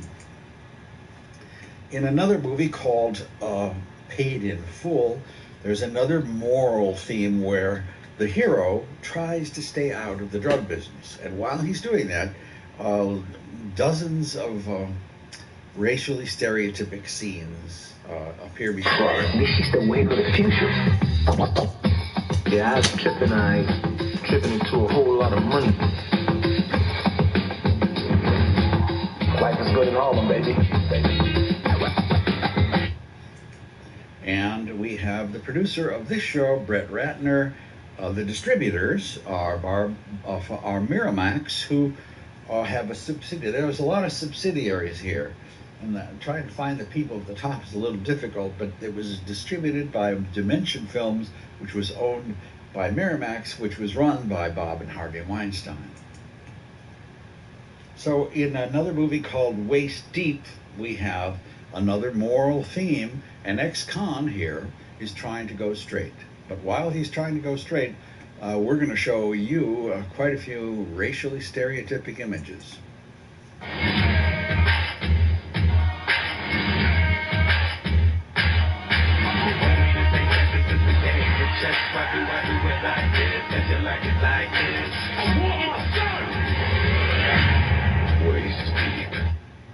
Man and woman. Please consider this duo armed and dangerous. They're only hitting safe deposit boxes. Well, safe deposit boxes belong to Big Me. Where's my money? You ever girl from the TV? Man, you guys are like the new modern day Bonnie and Clyde. Yo, can I get your autograph? This couple is mixed up with more than just banks. Shooting up people and having a gun and all that. There's probably about. So, music, I don't want to de-emphasize the fact that black people are not involved in this. The music director, sometimes the director, sometimes the producer, sometimes the writer. Okay, this is not an entirely white enterprise. But the people at the top often tend to be white people. Now, this was made by Rogue Pictures, which was taken over by Relative Media, which belonged to Focus Features. So it's really hard to find out who's doing what, but it appears that Peter Lind was the chairman, or is presently the chairman, of Focus Features, and that historically this is how that movie came into being. Ted Field was the producer of this movie. Take away the producer, and pretty much you take away the movie. Juice appears. This is more just pure black-on-black violence.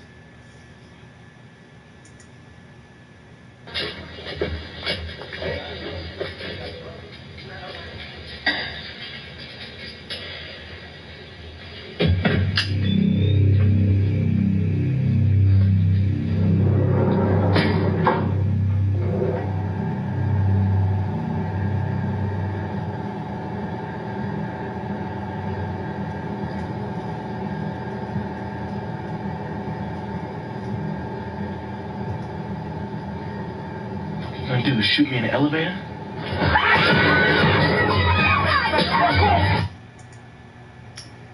Producer David Hyman, Neil Moritz, producer Peter Frankfurt.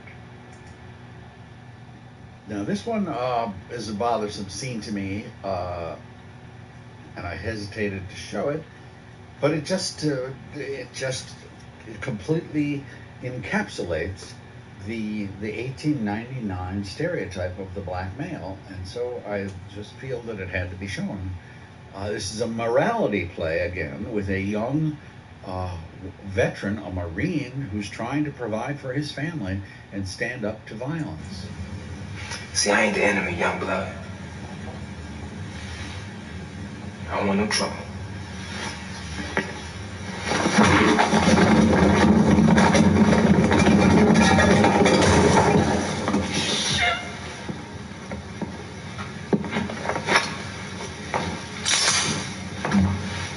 See, I tried to be a friend, motherfucker.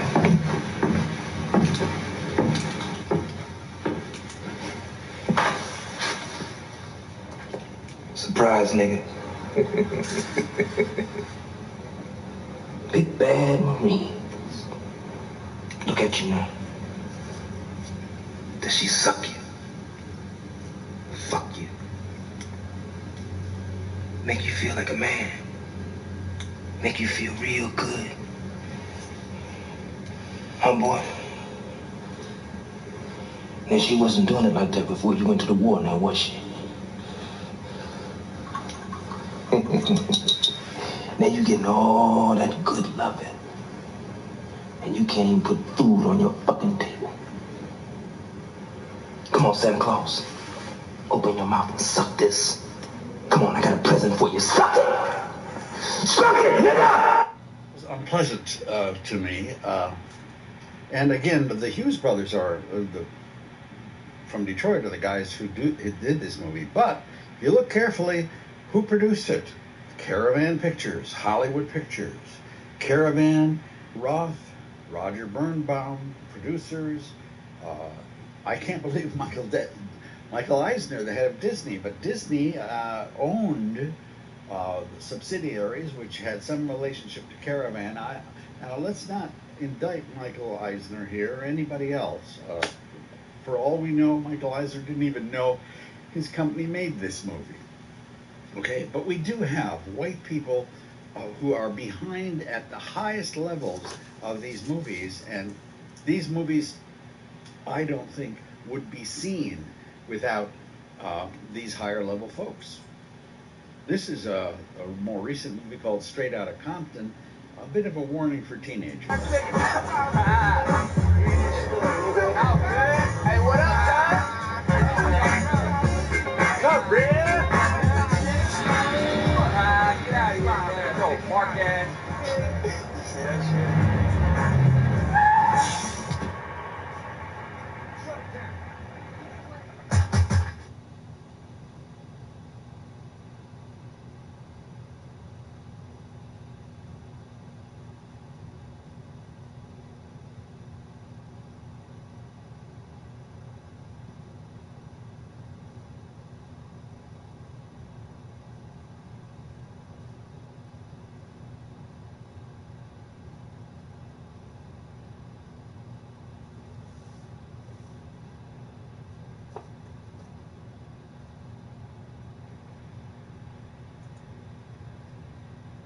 Okay, and screenplay by Jonathan Herman and Andrea Berloff. Now, I don't know if she got an award for that script, but she got some kind of an award. David Engel and Scott Producer, among others, are producers of this movie.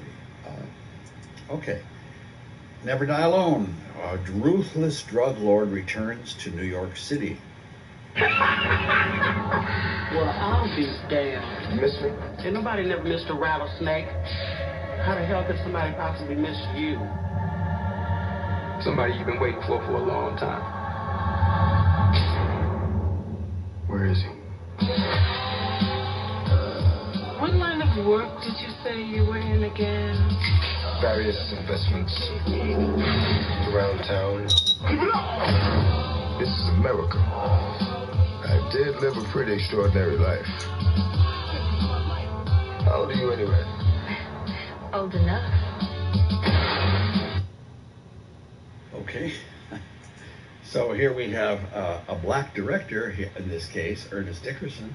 Not too many of those, but there are some in the John Singleton. There are black directors involved in this genre. I don't know what we call this genre. Thug, gangster, blaxploitation. I don't know. I'm taking nominations. However, there are the usual entourage of white people here. This was written by Alessandro Camon. It is distributed by Fox Searchlight, which acquired the rights to distribute this movie. Thomas Rothman is the CEO, the former CEO. Stephen Guila is the current CEO. And I believe this movie is currently still available. Hot Boys. Moral subtext here. This is about police corruption and getting even with police brutality and corruption.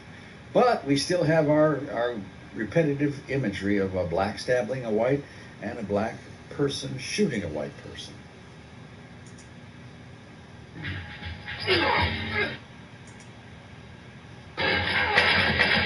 Set all the scores. All right, I'm editing some of this, but Richard Pepin, Joseph Mary, producers. The last edition in our evidence collection basket. There are plenty of movies. There are maybe 60 to 100 movies that feature black racial stereotypes. But we're only doing 16. This one is American Gangster. It grossed $266 million, and this is a so-called historical biography of a real person. But it has all the 1899 images of a black man, a criminal, a cold-blooded killer. Here's a jar right here, 20%. Oh, you got the jar? That's right.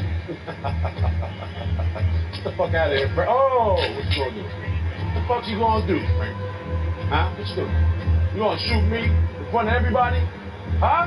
Come on.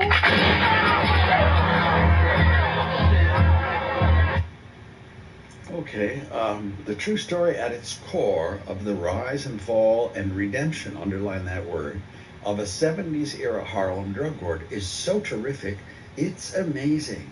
Over 12 award nominations, okay? And the cast of characters, the writer is white, male, Universal. Brian Grazer is the producer. Ridley Scott is the director. Peter Kramer of Universal. Universal is involved in this movie. So if you started to look at all the white people that were in just 16 movies, I mean, there isn't enough room on my slide to include them. All right, and it continues. I think there are 3 white women in this.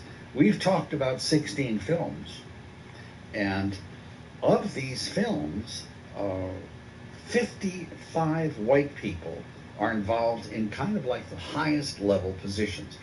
54% are producers. Okay, so here's what Russell Simmons says about this situation in Hollywood. Saying to get back to the problem. The problem is that there's nobody black pushing buttons nowhere. Nowhere, in charge of nothing. Forget the Oscars. That's interesting because I mean, well, the president about it. The president of the Academy is an African American woman. Yeah, all right. President of the Academy, the studio head. It's a lot. The conversation is who's pressing the buttons. Nobody black. Period. No president, no studio is black. No president, no TV show company is black. No nobody of any significance at all, so even in the agency business, even at Netflix, is black. Nobody. Wow, that's pretty interesting. The black. So I would like us to continue to suspend judgment because I haven't even got to the purpose of this video yet. But let's put facts here and motives here. We don't know what the motives are, but we can look at through facts. White people are telling stories about black people which contain repetitive racial stereotypes. I think that's a fact, okay? They did it in 1899, and they're still doing it in 2017. They're not doing it exclusively. Black people are also telling stories about black people. But that is a fact, okay? Now let's go back to this old slide. What are the motives? Why are you doing this? Blaxploitation is the worst motive I can think of. You're trying to sell tickets to black pathology, and you're a white person who's doing it. You're doing it on the backs of black people. Is that really why you're doing this? I don't think there are many people in that entourage of pictures that you just saw who would say, yeah, that's why I'm doing it. I don't think they would admit to that. Maybe it's... Show some balance. And there, people out here are doing the right thing, who aren't having babies out of wedlock, who are taking care of their children. Why is there reluctance to put them on TV? Why? That's not what they want to see. Spike Lee has made a number of movies. He objects to the fact that blacks are taken out of context so much. Cultural appropriation is what they call it in universities. But he says that's what people want to see. There's a market for it. And so that's what blaxploitation is, meeting that market need. Okay, let's go to a little better possible motive, telling it like it is. I'm sorry, folks, this is the way it is in the inner city, crime, prostitution, pimping. Get used to it. We have First Amendment rights in the United States. We're telling it like it is. And tough, that's the way it is. And that's why we made this documentary, or all these 11 documentaries on pimps. Well, here we go back with Patricia Rose, who said, wait just a second. There are disabled people in the ghetto, in the inner city. There are homeless people in the inner city where I don't see any movies about them. There are mothers who are trying to raise children in the inner city whose husbands are either in prison or have abandoned them, and they're not pole dancers. And there are far more disabled people than there are pimps. So why are you making all these movies about one subject and not another? You're not really telling it like it is, folks. Okay, well taken and well put. Another, and this is the motivation that I think most of these people who are in this industry would probably subscribe to. Probably. No, I did not make a movie, a racist movie. I made a movie about against pimping, against murder, against violence, against drugs, against gangs. I made a movie about redemption. I made a movie about surviving the ghetto in Fresh, and a kid, how he survives all of these horrific situations. This is an enlightening, elevating movie, and you're missing the point. You're taking all this stuff out of context. Okay? I think a lot of people would say that's what I'm doing. I'm not sure I approve of the company you keep, Mr. Bone. Me neither. I have a fighter. So we're looking to sit at the grown-ups table, are we? So this guy is fighting a white corruption, right? Okay, fine. And so that's maybe a justification for these themes. But they call him Mr. Bone, okay? They call the movie Juice, Hot Boys. And I think there's something else beyond just simply the moral theme here. Nonetheless, I think one of the defenses for their motivation would be that there's a moral thing that we're not seeing here. Another thing we brought up earlier is we're part of the establishment. We're opening doors for black writers, black artists, giving them a shot. Like the Hughes brothers, they would never have made their movie without white producers. So we're helping people. Now let's put down other, because maybe we just don't know why they're doing this. And I'm not doing this as an attorney. I'm not an attorney. I am not indicting these people, okay?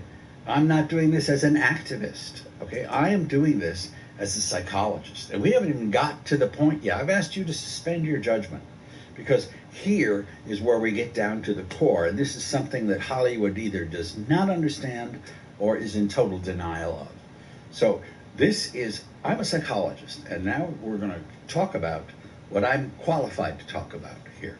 All right, so stay with me for just a second. I'm introducing, this is a rat that goes into a maze. You put a little tiny white rat in a maze, and it wanders around, doesn't know what to do with itself, okay? It takes this rat almost an hour to follow the white lines and get to the source of the food.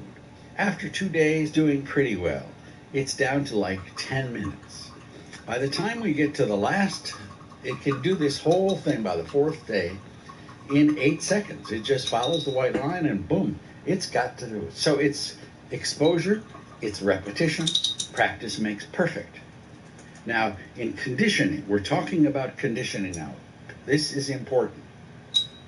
Here's a guy who's attached to a puff of air. The guy squeezes the ball, a puff of air goes into his eye and he blinks. Puff, blink. Puff, blink. Okay? Squeeze, puff, blink. There's nothing learning, there's no learning here. This is called an unconditioned reflex.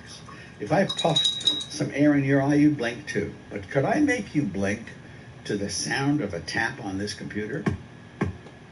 Could I make you blink to that? You'd say, no, you can't. Oh, yes, I can. Exposure, a repetition. I can condition you to blink to the sound of a bird chirping. So here we're going to pair sound, squeeze, puff, blink, sound, squeeze, puff, blink, sound, squeeze, puff, blink. Do them at the same time, and I'm going to try and use a pencil tap here and pair that with the puff of air enough times, and then let's eventually see what happens.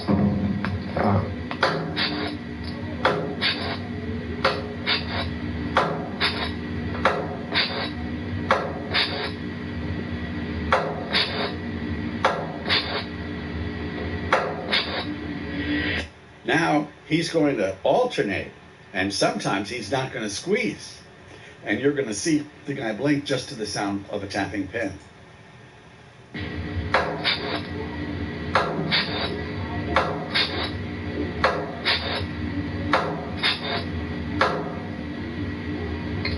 See what happened?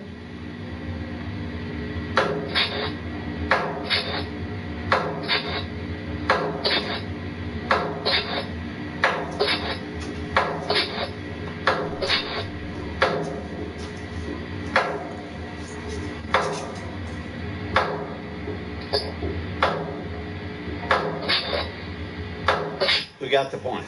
So you say, okay, Jerry, what the heck does this have to do with the movies we've been talking about and with stereotypes? It's all about conditioning. Blackface violence, blackface gun, blackface rape, blackface fighting, blackface shots fired, blackface drugs, blackface sexuality, blackface murder, blackface junk. Okay, we are developing some conditioned associations here. Let's do that one more time. Practice makes perfect. Blackface violence, blackface gun, blackface rape, blackface fighting, blackface junkie. One more time, a little faster this time. All right, so we are making an association, conditioned association. Now, let's do some math, classical conditioning math. You remember the Wesley Snipes movie grossed $288 million. Imagine these movies in this genre, whatever you want to call it, grossed $500 million. That's not an unreasonable assumption. Okay, at $8 a ticket, that's 62.5 million people who've been exposed to these images. Puff, puff, puff. Okay? Now, assuming that each one of these movies had at least 3 racially stereotypic scenes in it, that means that there have been 187.5 billion scenes sent out, puff, puff, puff, puff, puff, into the eyes of 62 million people. Okay? Blackface violence, blackface gun, blackface rape, blackface fighting, blackface shots fired, blackface drugs, blackface profanity. We're in a conditioning paradigm without really recognizing that we are. We're in conditioning school, Hollywood's racial stereotype conditioning school. On the big screen, black men as violent criminals, as pimps, as drug dealers, and in music videos, rappers glorifying the thug life. Because it's in the hood, thugs in the hood. Portraying women as sex objects. Believe me, black guys wear suits and ties to work every day. But on the whole, we're portrayed as the guys with the braids, pants down to our knees, and a white tee with a gun. This does not reflect me or most black men. But if you turn on the TV, you think that's all we have become. So the conditioning is often ignored, and this subject is often ignored because these movies seem to be couched in a moral context. And somehow that is seen as a justification for the conditioning. And there's no understanding that the conditioning is occurring anyway. Violence and racial stereotypes are embedded in a moral context. Here's Isaiah Bone again. He's trying to start a new life. But you're going to see something else besides him starting a new life. You got to the count of 5. You just signed your own death certificate, player. 5. After 5 years inside, Isaiah Bone is ready to start a new life. Okay, I guess in introducing the thesis of this video, the session, we ask the question, in all fairness, does the moral and ethical narrative of this movie erase the conditioning? Let's take a look a little more at the moral and ethical narrative. Ain't nobody coming to save you. You and your friends did wrong, Daryl. I'm just talking to you one black man to another. Because, see, if you don't know when you're done wrong, well, life ain't worth a damn. Well, that's good. Well, they got gangs over there in Venice, you know. So you got to watch out. Don't get in with no gangs. Okay, I don't want to do that no way. So Hollywood seemed to think that, yes, indeed, those positive role models and that moral narrative justifies everything else that's going on. And they don't seem to get the idea of conditioning at all. Look at some of the reviews of these movies. I mean, it's amazing. This is delusion and denial, as far as I'm concerned. Here is, it's called one of the greatest achievements in television artistry. These are the movies that you have just seen excerpts of. Unlikely as this may sound, Hustle and Flow, remember we showed you that? Is about a low-down Memphis pimp who wants to be a rapper. It's the feel-good movie of the summer. Oh, really? That's going to make us feel good this summer. The greatest drama of the past 25 years. Remember Fresh, the 12-year-old boy? Here's a movie filled with drama and excitement, unfolding a plot of brilliant complexity. Where are these reviewers from? Stylishly shot. It works well as a thriller. The result is energetic and entertaining. Golly. The most important concept in this video, okay, is these folks who are in this industry writing these reviews are missing a huge point. The moral context does not erase the conditioning. They think it does, they wish it did, they think it ought to, they think it should, but the word from psychology, and my profession has been egregiously remiss in communicating this, is that it does not erase the conditioning. It does not. That's what Hollywood is missing. That's what these producers that we have been talking about here are missing. Okay, we have lots of positive role models in Hollywood, and they're in these movies here and there and here and there. The good detective, the good teacher, the uncorruptible female detective. And you think, well, okay, that justifies the scenery, the repetitive imagery. It does not. Okay, and moral ideation is different than the stereotypic image. The stereotypic image that you see involves shock, a cringe reaction, a micro trauma, a startle reaction. That's all part of the conditioning. See this little girl? She winces. Okay, so do you. When you see these images, here's a rat getting a gunshot and one more. Okay, there is a little habituation. Gets not quite as bad after the first time, but that's what you go through when you're experiencing these things. And all the moral narratives in the world does not take away that psychophysiological reactivity, okay? These scenes scare you, condition you, and that conditioning does not get taken away by that wonderful speech he made about don't you get involved with gangs. All right? I don't know how many times a black teenager has pointed a gun in your face. It's never happened to me, but I've had that experience many, many times in movies. And these events lead to scar tissue.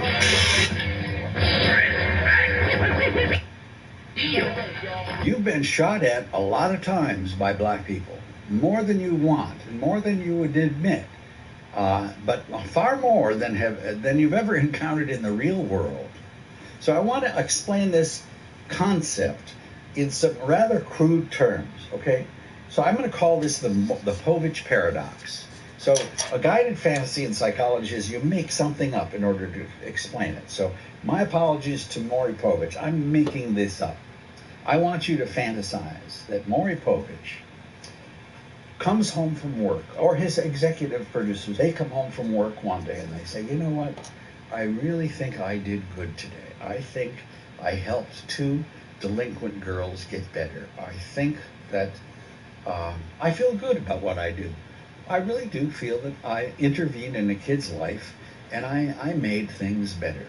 Can you imagine that? Now, I want you also to imagine that maybe Maury actually did help 2 girls and they did get better. All right, so put that in your consciousness. Maury comes home and thinks he did good, and he actually did good. What's the Povich paradox? Maury is sort of thinking of himself as a social worker, right? Like, I've intervened in a person's life and I've changed them for the better. I looked up to see if any social work organizations have ever endorsed the show. I couldn't find any. I looked up some of the ethics of social workers. Social workers should not take unfair advantage or exploit others to further their business interests. So you don't say, hey, here's some black pathology. Tune in tomorrow and you'll see some more. Here we're selling tickets to more pathology of white and black teenagers. We want higher ratings. You don't do that. Social workers do not advertise the pathology of their clients. So Maury is not a social worker, okay? But maybe in our fantasy, he thinks of himself as having made a good move in that he's proud of his work and his producers are proud of their work. Here's the Povich paradox. These girls are talking to the camera. They are not talking to Maury. We jumped in together and beat the hell out of him. We slapped, punched, and kicked our mother when she tried to tell us what to do. We don't give a damn. We slapped, kicked, and punched our mother. We don't care. And they are looking at you, the viewer, the same way the black teenager we saw earlier fired a gun directly in your face. It involves you, the viewer. They're not talking to Maury. So the dark side of this is these programs often appeared in the past on network TV. If maybe you're not supposed to watch it as a kid, but kids get access to it. So how does a kid process this information? A white kid who's watching Maury Povich, what is he saying to that scene? He's saying, those black girls kicked and slapped their mother. Or is this kid saying, black girls kick and slap their mothers? You're just 1 inch away from a racist stereotype in the mind of this 8-year-old or 12-year-old or 17-year-old kid who happens to be watching that afternoon network show. And as far as how a black child reacts to that, he has a closer identification with these 2 girls, and yet the moralist is Maury Povich, who's a white guy, who's telling him, this is bad, this is bad. How does he process that? So Maury may think that he's doing good, but he is doing something else besides good, all right? So you might say, well, what about our ratings and cable access and viewer discretion advised? Doesn't that protect children from this kind of damage? Yeah, and the answer is really no. There was an undercover study of 296 theaters that showed R-rated movies, and they found that 46% of underage children got access. So that's a 50% probability that an underage kid will get access to an R-rated movie. So another way of explaining this, and it's not a difficult concept, but since Hollywood doesn't seem to get it at all, I'm going to take a little moment to get this out. Let's say I'm giving a TED Talk on pornography. Here are 16 reasons why pornography is bad, deleterious, unhealthy, unhelpful, exploitative. Here's reason 1. Here's reason 2. Oh, by the way, let me show you what I'm talking about. Okay. Now, if I show you an image of what I'm talking about, that's different than all the moral narrative that I'm giving you. The image has power. The image is not harmless. TED is not going to offer me any more TED Talks if I show images of porn. Now, I can talk all I want about pornography, but if I show images, they're destructive. People seem to know that, but Hollywood doesn't seem to get it. So here's where the delusion and denial is. The denial is, in Hollywood, that the images are not that impactful or consequential. And the delusion is that the moral narrative supersedes, mitigates, and or erases the conditioning and the traumatic damage caused by the images. Not true. Not true. The racist or racially stereotypic imagery gets imprinted, embedded, archived. The conditioning does not get erased by positive role models, by Maury doing good, or by uplifting heroic stories of transcendence, struggle, or redemption. That is the message Hollywood does not seem to be getting. And here's the evidence is everywhere you look, and I'm going to present you a little evidence. Here's an eBay ad, okay? A guy is holding up an iPod with a white hand, and then there's a photograph of a black hand holding up the same iPod. The same exact description of the iPod on eBay. The white hand got 25% more bids than the black hand. Yeah, it was That's good. called racism. And what causes that? These are people who are probably not even racists. Well, black is 5% more bids than the black hand. Here's an eBay ad, okay? A guy is holding up an iPod with a white hand, and then there's a photograph of a black hand holding up the same iPod. The same exact description of the iPod on eBay. The white hand got 25% more bids than the black hand. That's called racism. And what causes that? These are people who are probably not even racists. Well, we're conditioned to think black is associated with crime, profanity, theft, and we don't trust the black hand as much as the white hand. Okay, and how did we develop that? It's called conditioning, and we're victims of it.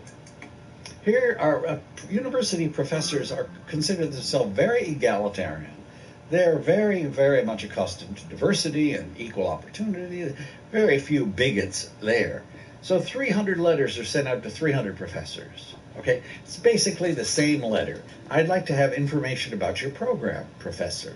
Except one letter is signed by a guy named Brendan, white-sounding name, and another is signed by a guy named Jamal, not particularly white-sounding name, to professors who are not at all bigoted or racist. 50%. Brendan got 50% more answers from his letter than did Jamal. That's racism, isn't it? Okay? And it's racism in a population that doesn't think they're racists. The conditioning accumulates.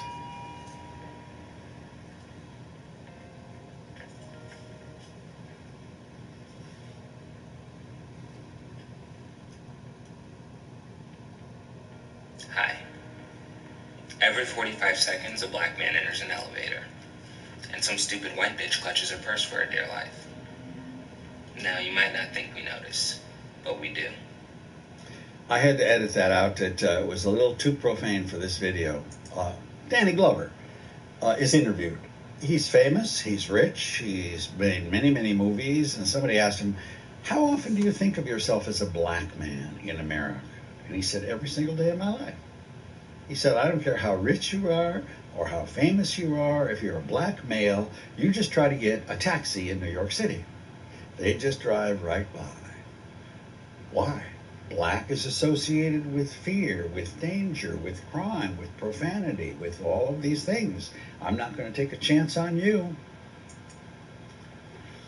So, blackface violence, blackface gun, blackface rape, blackface fighting, blackface shots fired, blackface drugs, blackface sexuality, blackface gun in your face. Okay? That's the conditioning. It's happening everywhere all the time, and we are absorbing it. So, has a black man ever pointed a gun at you? That's the question. But yes, he has. Many, many, many times. But not in reality. And you register those things. Those things get imprinted. This is a strange experiment which I really thought deserves some attention. A black filmmaker takes a black kid in a pretty affluent neighborhood with a sign that says, "Please help, I'm hungry." And he also has a white kid holding the same sign saying, "Please help, I'm hungry." It says, "Please help, I'm hungry." You can walk right past the kid. That shit just doesn't make sense. He did, the kid was there for over an hour, the black kid, and nothing happened.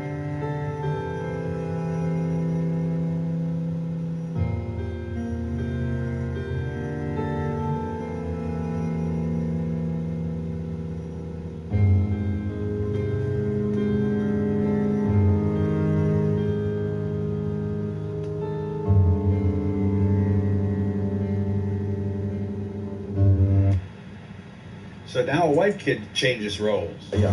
All right. Good job, man. Let's switch out. Not even 5 minutes. Take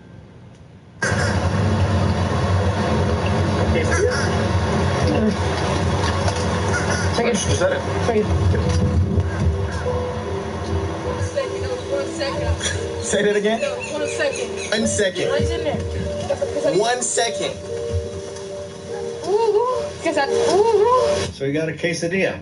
So the meaning is the negative racist stereotypic images leave a legacy, a residue, a conditioned memory trace, and that's why you walk by the black kid and not the white kid. That's why you buy the iPod from the white hand, not the black hand.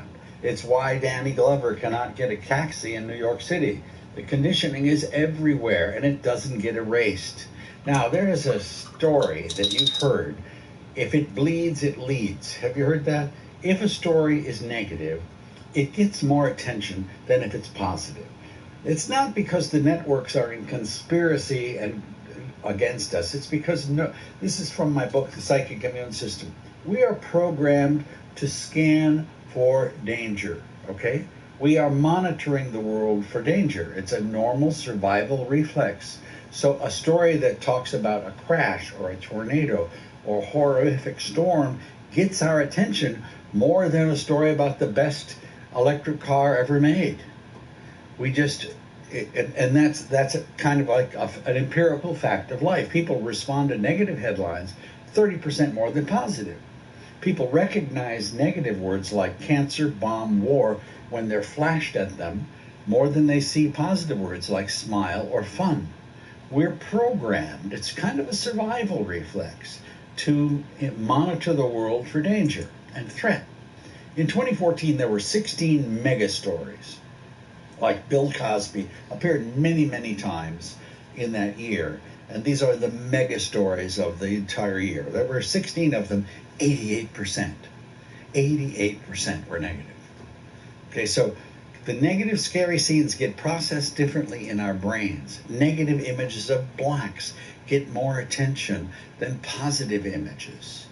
So Hollywood's assessment that if we have a movie about heroism and triumph and with positive role models, that justifies and mitigates all those negative racially stereotypic scenes.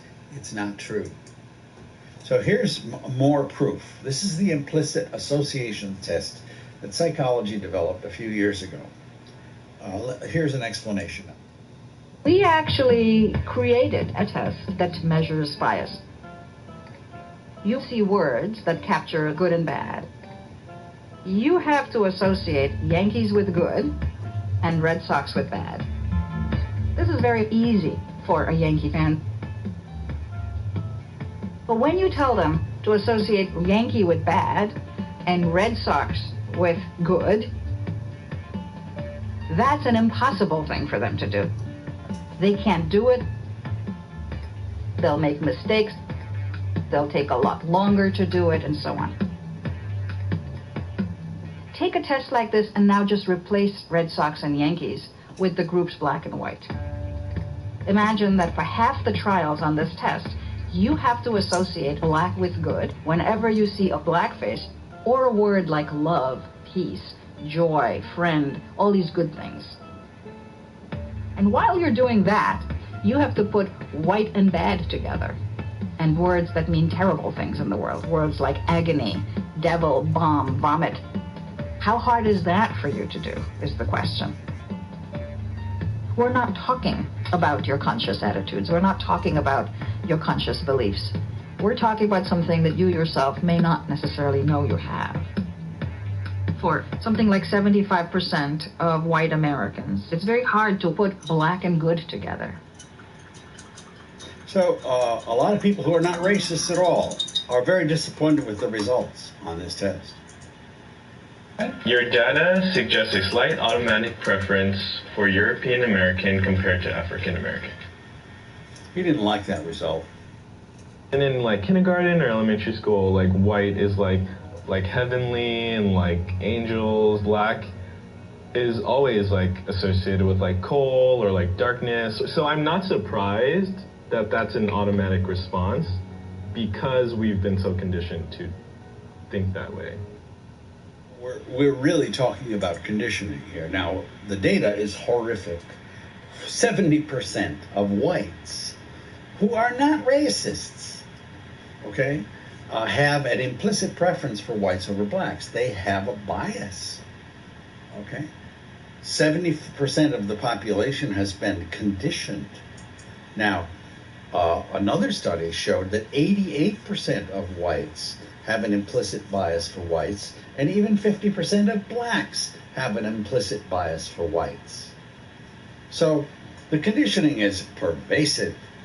Now, the message of this video is that the moral context does not erase the conditioning, and you're seeing evidence of the conditioning everywhere you look. Now, Hollywood does not seem to understand that there are different neurological pathways for the processing of this information. The moral narrative of the good role model, it goes here, and the image and the gunshot and the profanity goes somewhere else. So there was a study done in which people who scored on this test were given brain scans, and when they saw images of negative emotions of fear associated with black faces, their amygdala lighted up. So in effect, when you have a conditioned, fearful, racial, stereotypic image, it goes towards the amygdala, which is a emotional processing center of the brain, whereas the moral story, the moral narrative, is processed elsewhere. Okay? Conclusion is that Hollywood does not seem to get the idea that when you show these scary, dangerous images associated with black people, boom, boom, boom, boom, boom, boom, boom, 187 million times, it does not justify the profits. It does not justify anything. It is not justified by the moral narrative. It is a form of conditioning that remakes the population, black and white, think of black faces with fear, with aversion, with trepidation. Okay? This happens to white people, it happens to black people, it happens to old people, it happens to teenagers, and it happens to very, very young children who don't even process the moral narrative. But the conditioning is there. Thank you very much for watching. Can you show me the doll that you like best or that you like to play with? What's the doll test?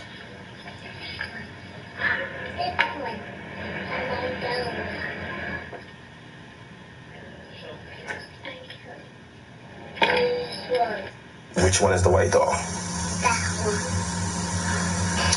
Which doll is the pretty doll? Which doll is the nice doll? Which doll is the bad doll? Which doll is the nice doll? Can you show me the doll that is the nice doll? And why is that the nice doll?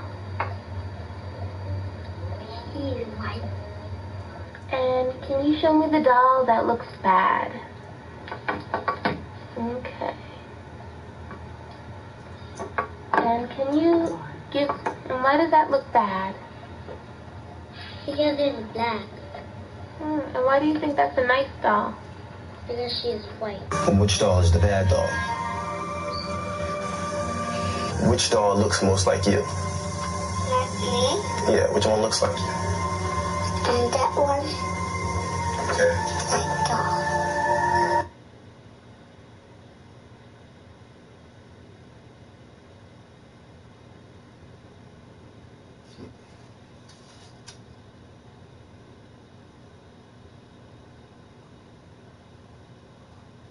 Motherfucking brainwashing the babies.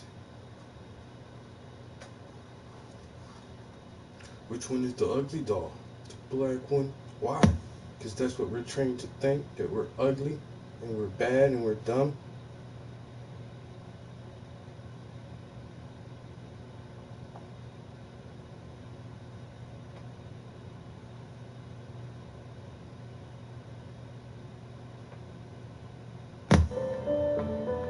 We like the idea of living on a rotating space habitat, but what if we create alien ecosystems by doing just that?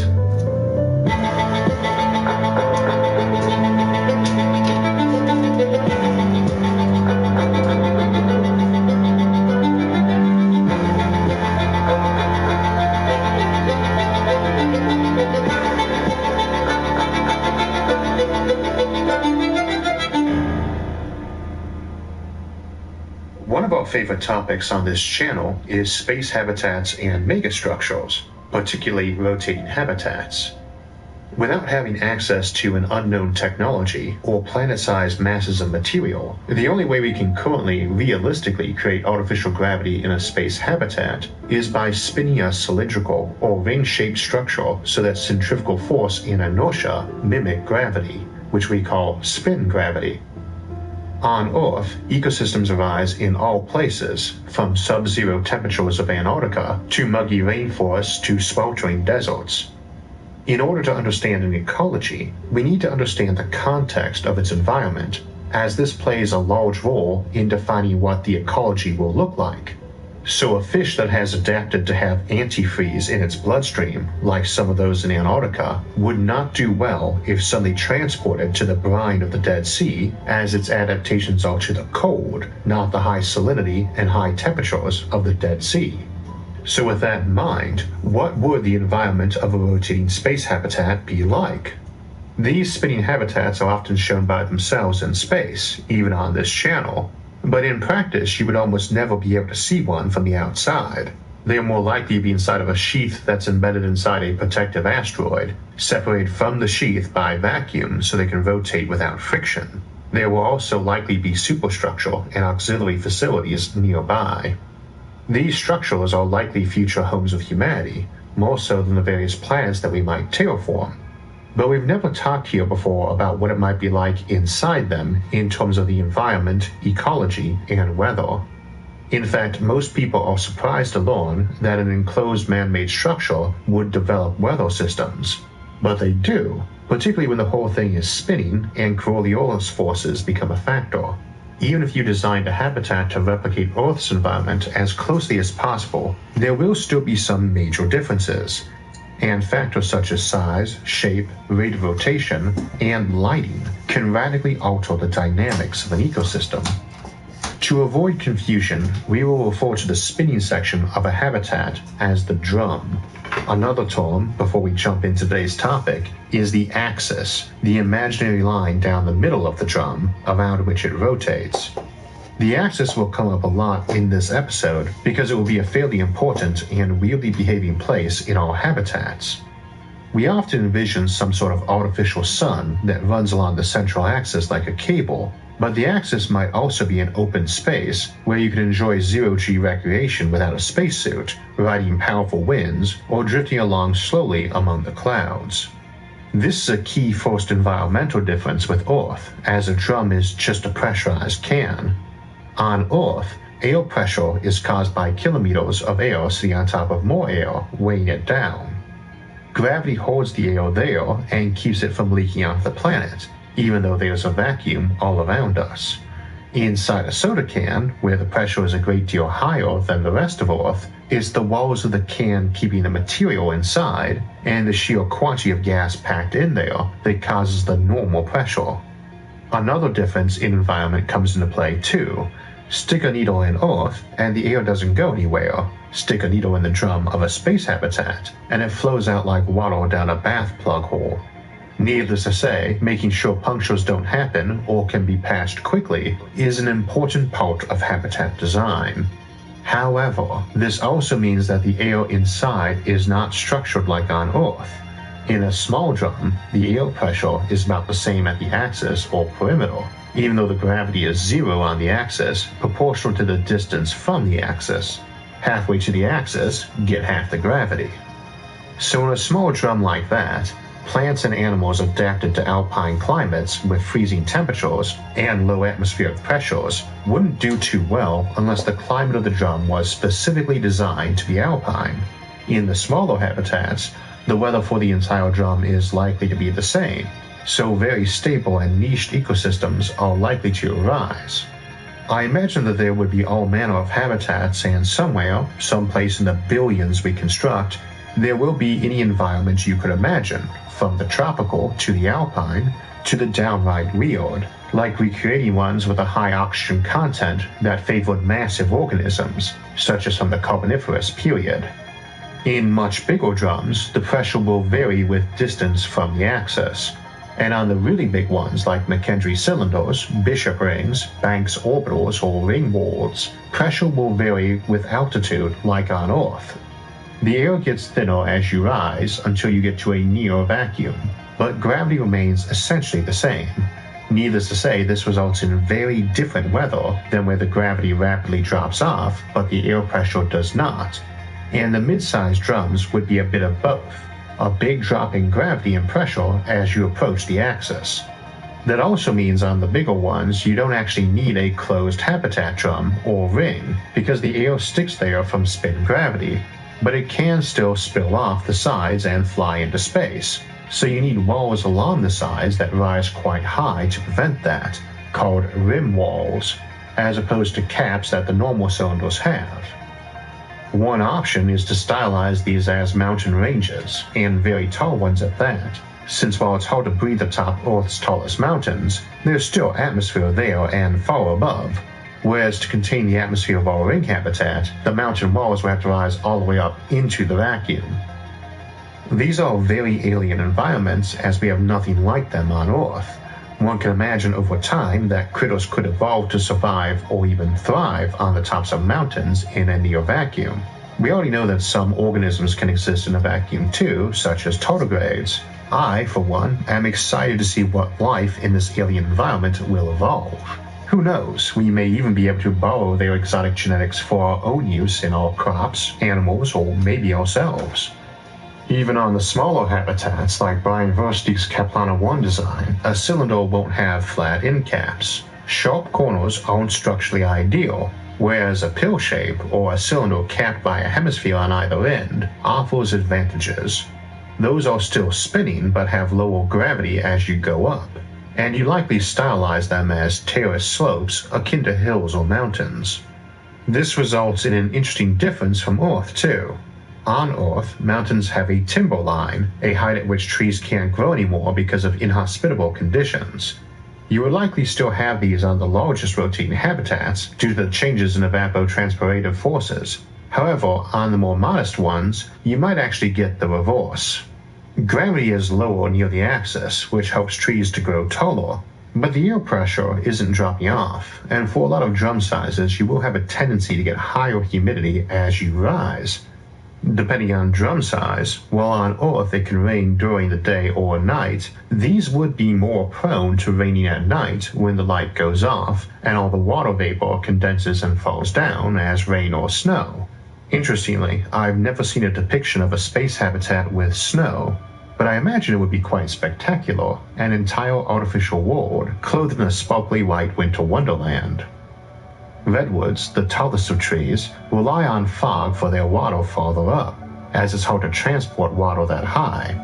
If you're on a capped mountain with a higher humidity and lower gravity, trees could potentially grow far taller than on Earth, with their canopies spread far wider.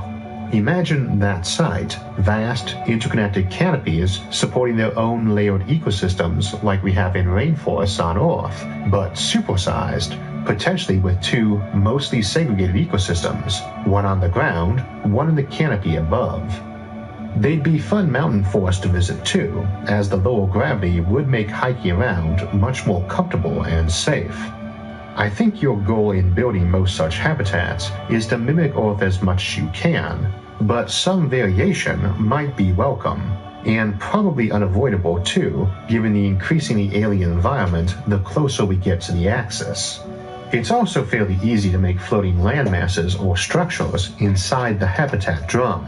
You just hang things from the tethers down from the axis.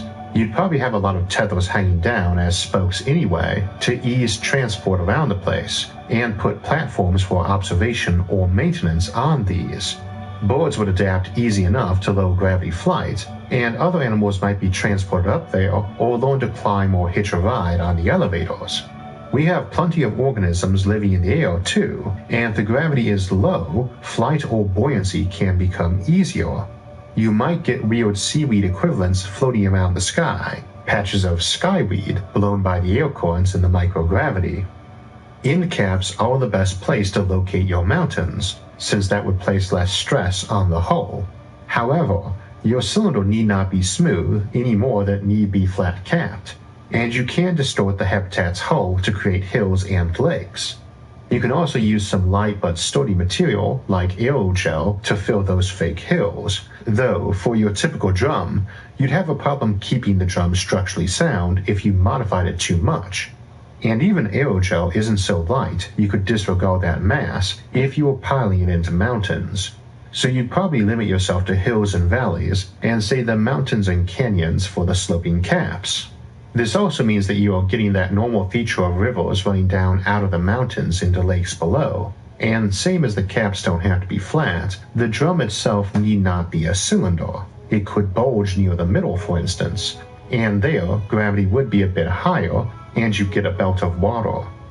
You could also have one cap smaller than the other, a truncated cone, and on the skinnier end things would be a bit lower gravity and maybe a bit more arid, while the thicker end would be where your lake was that all the rivers ran down to.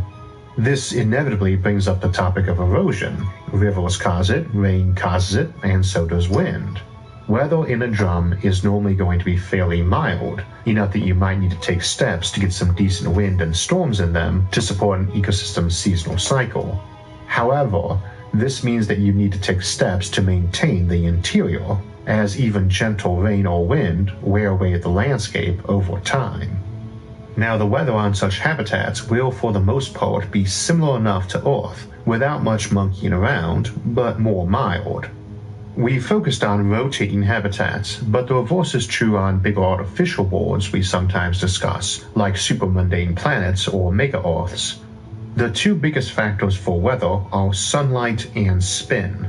A Saturn-sized planet turning once every 24 hours to mimic Earth, just 100 times larger in surface area, is going to have some vicious winds, as would donut-shaped planets like the Hoop World. Actually, wind speeds on gas giants are almost always in excess of the most violent hurricanes of Earth.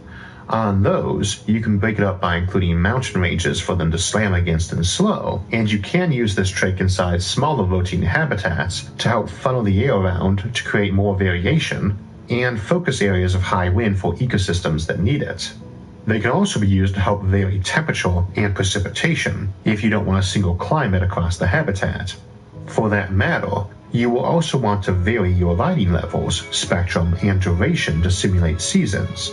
Seasons are pretty critical to ecosystems, impacting everything from pest control to reproductive cycles, though one handy thing about such habitats is you can arrange those to be different in severity or duration than on Earth. The weirdest thing about the sky on rotating habitats, though, is that it doesn't exist. Look up on one and you see your neighbor's backyard hanging overhead. There's many ways to deal with that if you feel a need to, but the most blunt force trick is to stick another smaller cylinder painted blue inside your drum, maybe with lights in it to fake stars at night. You could stick a lot of fins and baffles on such a thing that could be folded up or extended to push the air around.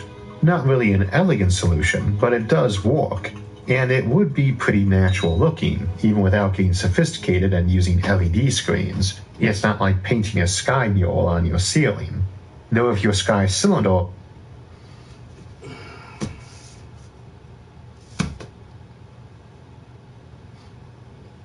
All this shit is wet.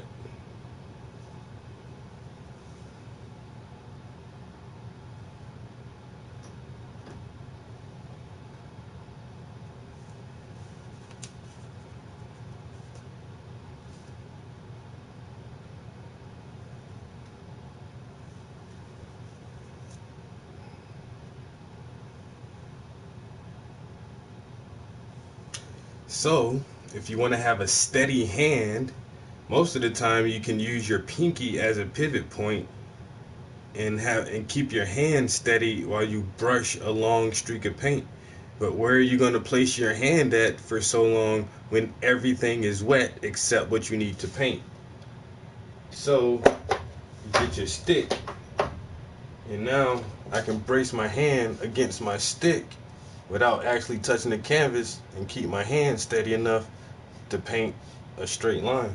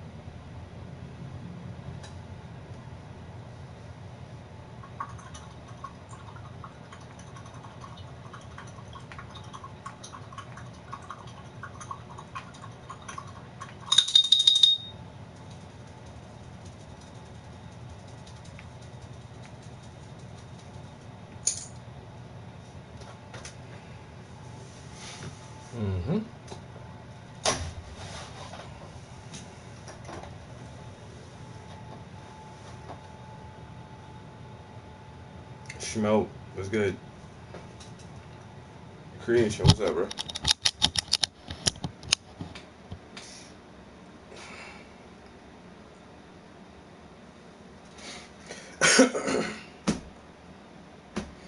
Shit is looking nice. So,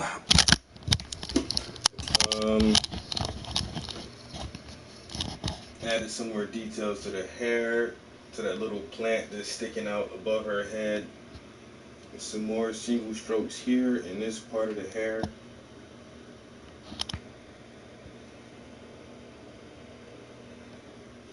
Lighten up her shirt some more. Got that shadow underneath her arm hitting that shirt really nice. That bright sunlight hitting the side of her shirt. Added some more to the pattern on her pants.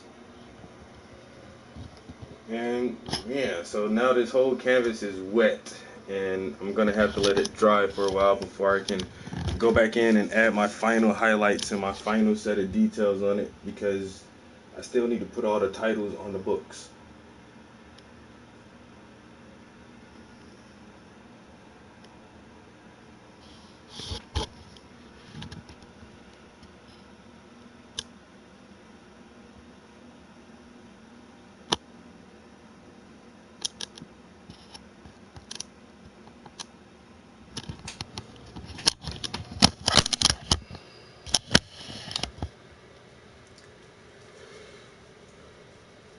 Oh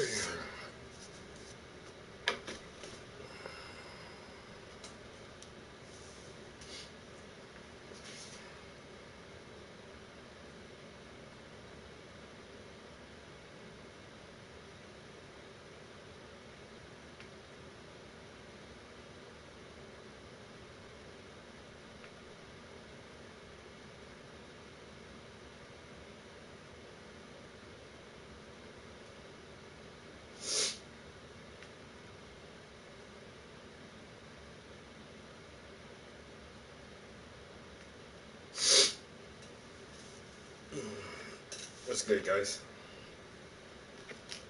I might be getting out of here in a minute. I'm almost at 3 hours already.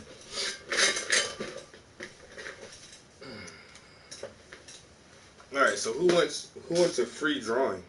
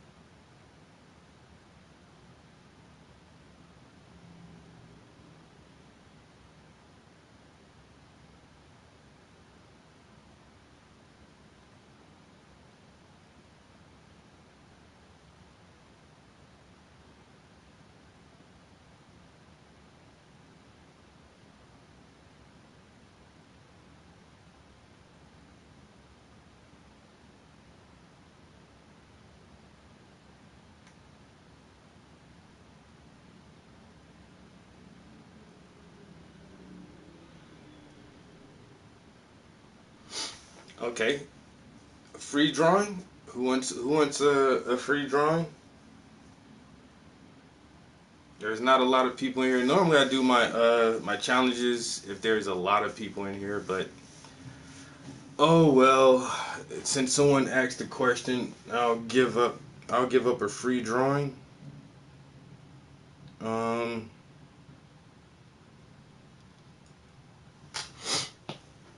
Oh, everybody's leaving out this stream. I guess nobody's gonna get a free fucking drawing then.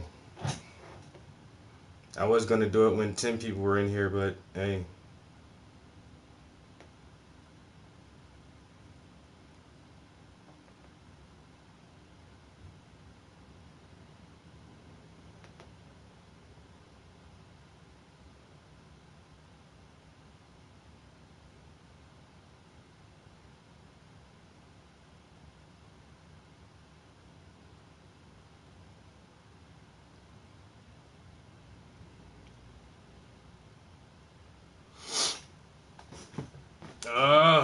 I know you do.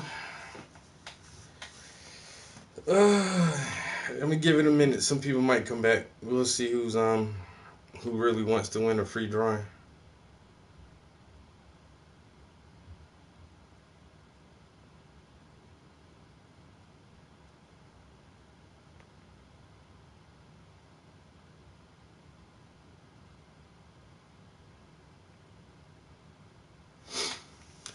All right, there's 10 viewers in here. Good. This is a 2-part challenge question for a free drawing of one person. So when I do where's my sketch pad so I can show you guys what a drawing I give away looks like basically. So if you have just a selfie of yourself or whoever you may want to have drawn, yeah, something like this. I'll do something like that and give it away for free. Here's another selfie I drew, something like this, and give it away for free. But it can only be like your face, and it can only be of one person. So it can't be like you, your boyfriend, and your dog, or you and your sister, or you and your 2 kids, or something like that. Just a face, basically a face, and nothing else. And so if you want to win a free drawing like that, here is a challenge for you guys, 2-part challenge question. Since somebody asked, what is this? I described what I use this for. But someone needs to tell me what this is. What is it called? And where does the word originate? What is it and where does the word come from? Whoever is the first person to tell me what this is and where does the name of it come from, if you send me a picture, a selfie, I'll draw it for you and send it to you for free.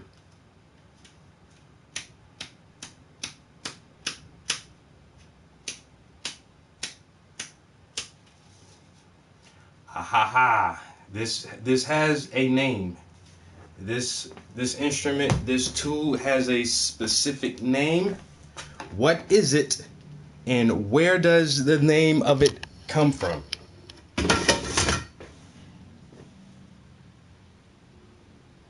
Somebody left out the stream quick. Them motherfuckers about to Google some shit now, boy.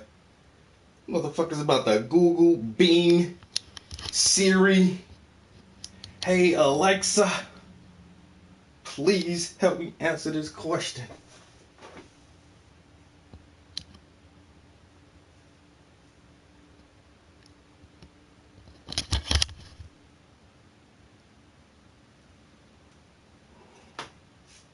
Okay, boo. It's a two-part question.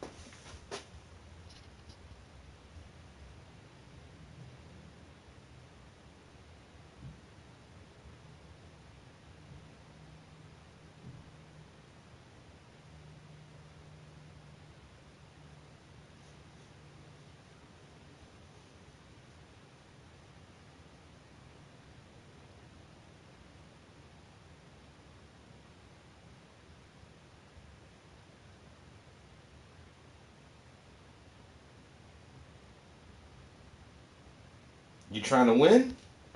What's the second part to the question? Where does the word originate from?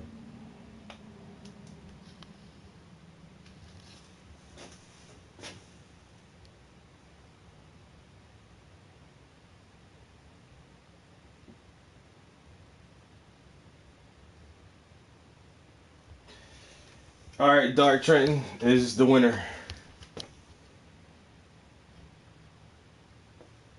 Dark Trenton got it. It is a Dutch word, which means it is derived from male, which means to paint. So it is a stick to paint, a stick to help you paint, a maul stick. And the word is Dutch in origin. So Dark Trenton is the winner. Congratulations. You've done a fantastic job on your Google search. So, Dark Trenton, what you should do is contact me on one of my social media platforms, Facebook, Instagram, Twitter, Tumblr, and send me a selfie. I hope you were here for the description of the selfie. As soon as I get that picture from you, I'll draw it, and you send me your address, and I'll mail it to you. Simple as that. Damn, boo, you was right there. That motherfucker said maul stick. Then he started talking like, I knew about that shit, man. I've been painting for years. I just always knew what it was called. And dude busting it like, maul stick, Dutch. This nigga talking about other shit. It's Dutch, motherfucker.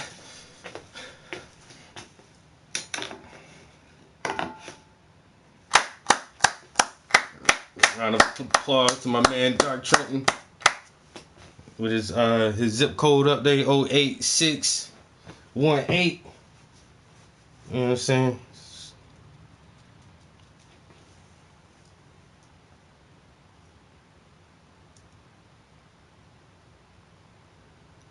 Oh, my bad, dude. I don't know. I tried to be as specific and clear What is it called, and where does the name originate? The name of it. It's called a maul stick. Okay, so where does that word maul, where does it come from? Where does that originate from? It's a Dutch word. My bad. I thought I was clear enough. Yo, Boo, stick around for some more challenges, man. You'll get the next one. You're an artist too? My dreads are all crinkly. I had my shit styled for too long.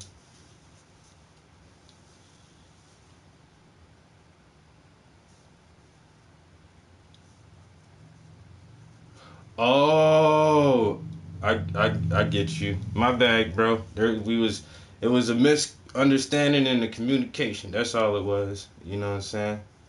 Next time I'll make sure I'm more specific, as specific as I can be. I had a challenge before where somebody just misunderstood what I said, and kind of the same thing. Just I don't know, I didn't word it clearly enough, I guess.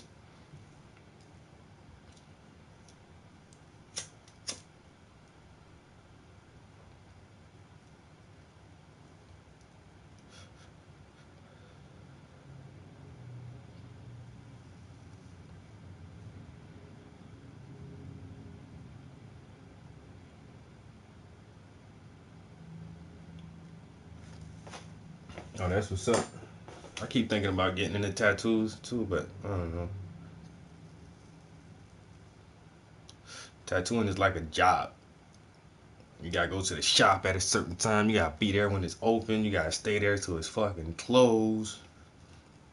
You gotta make appointments and stay on schedule. That's work. That sounds like a job.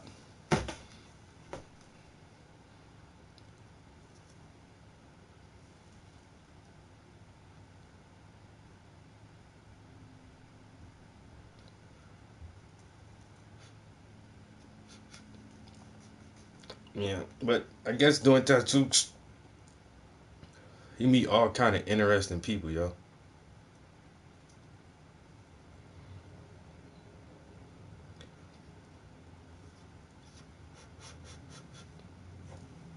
Is what 3D? A Ron.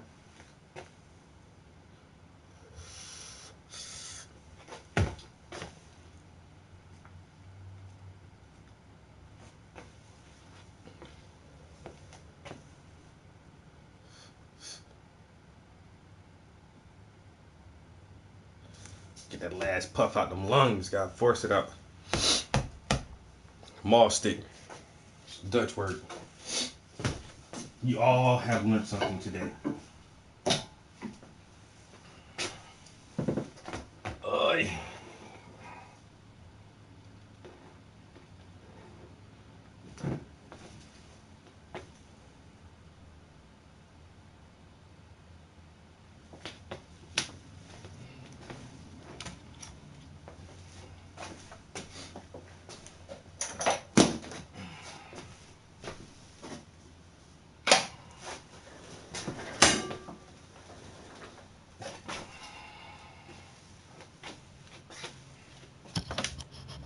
Shit do look kind of 3D, don't it? Just the angles.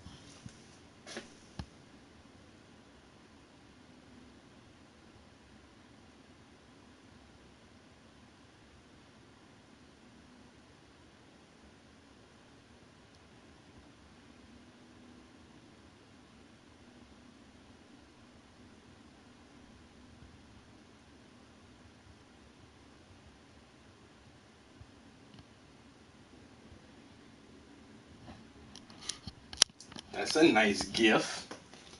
Early birthday present.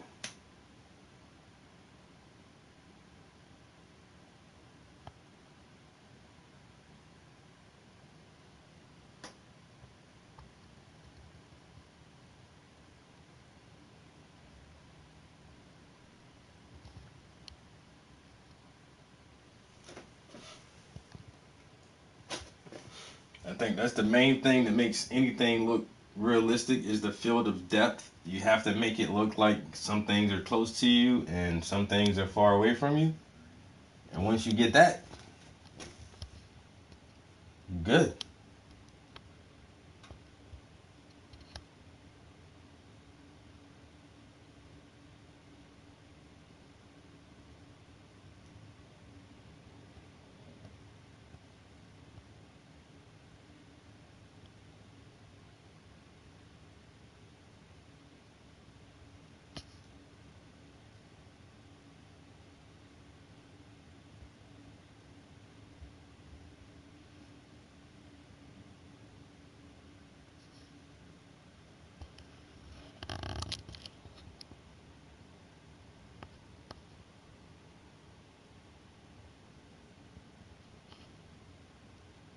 Yeah, one more layer should get it done, man.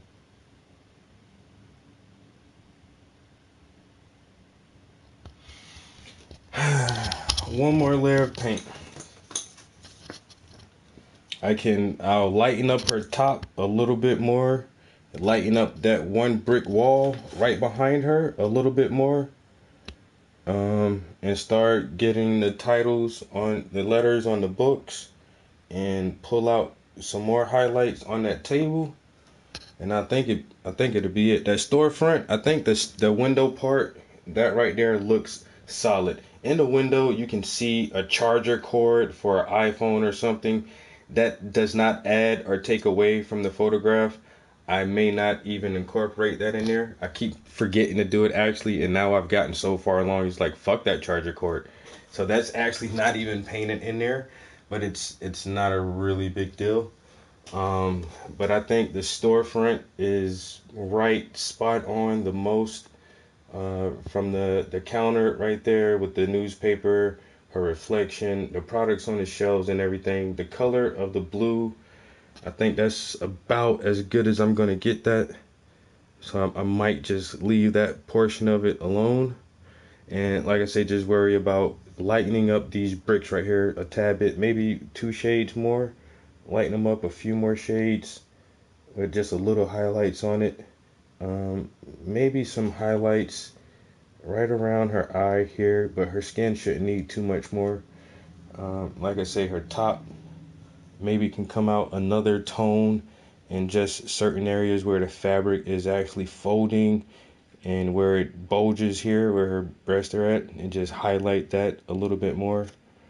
And yeah, there's not a lot left. You know, I feel like I'm more than halfway done now. That's that home stretch part. You know, I'm past the halfway mark, so I'm good. I'm gravy. I'm on I'm good roll. Oh yeah, her necklace is silver. It's not black, so I'll come in and add the grays and the white highlights on top of that necklace to get that, make it shine like silver.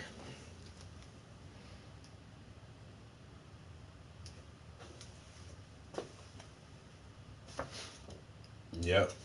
I'm saying, do all your highlights and your whites last.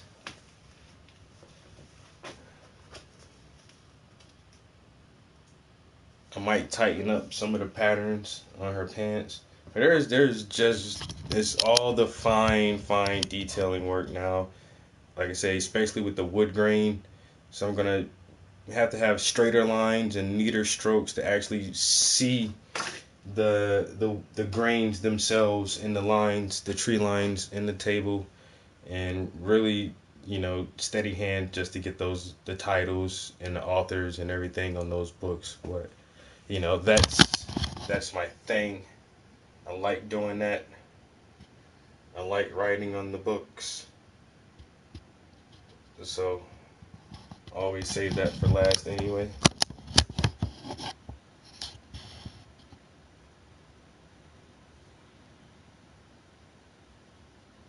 Yeah, just natural, dude.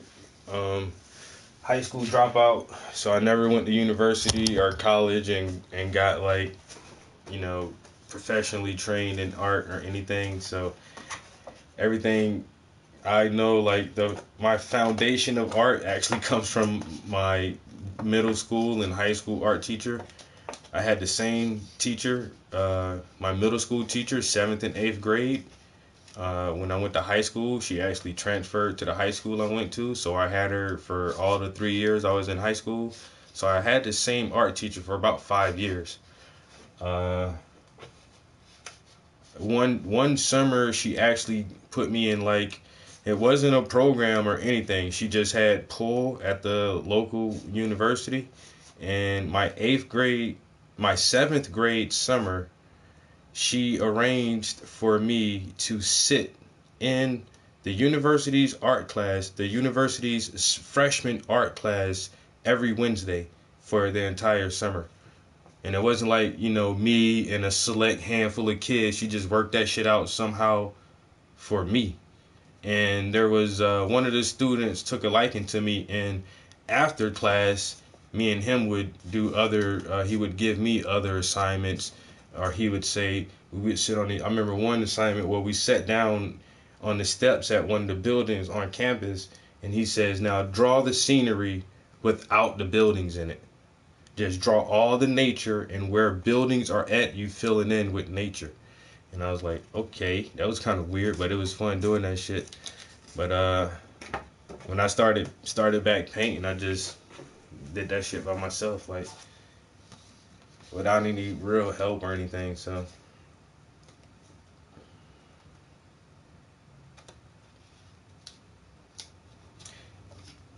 yeah, I actually got turned down for a job.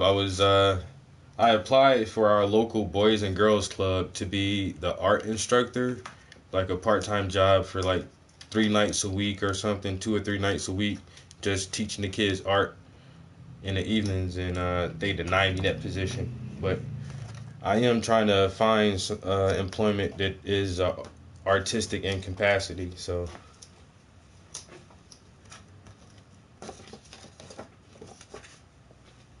Yeah, I mean, I do a lot of stuff. This afternoon, I have to drop off a piece of art. There's a auction coming up. One of our local galleries have auctions every year to raise funds for the gallery, and they asked me if I can donate a piece. I told them, yeah. I'm actually going to be headlining. Well, not headlining, but I'm going to be one of the featured artists. For First Friday coming up, we're going to have this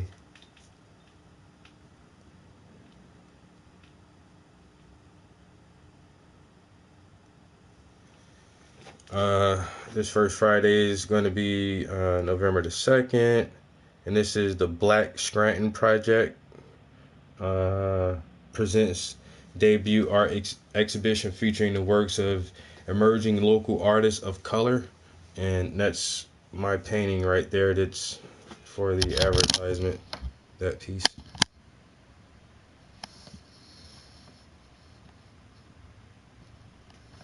So that'll be for November.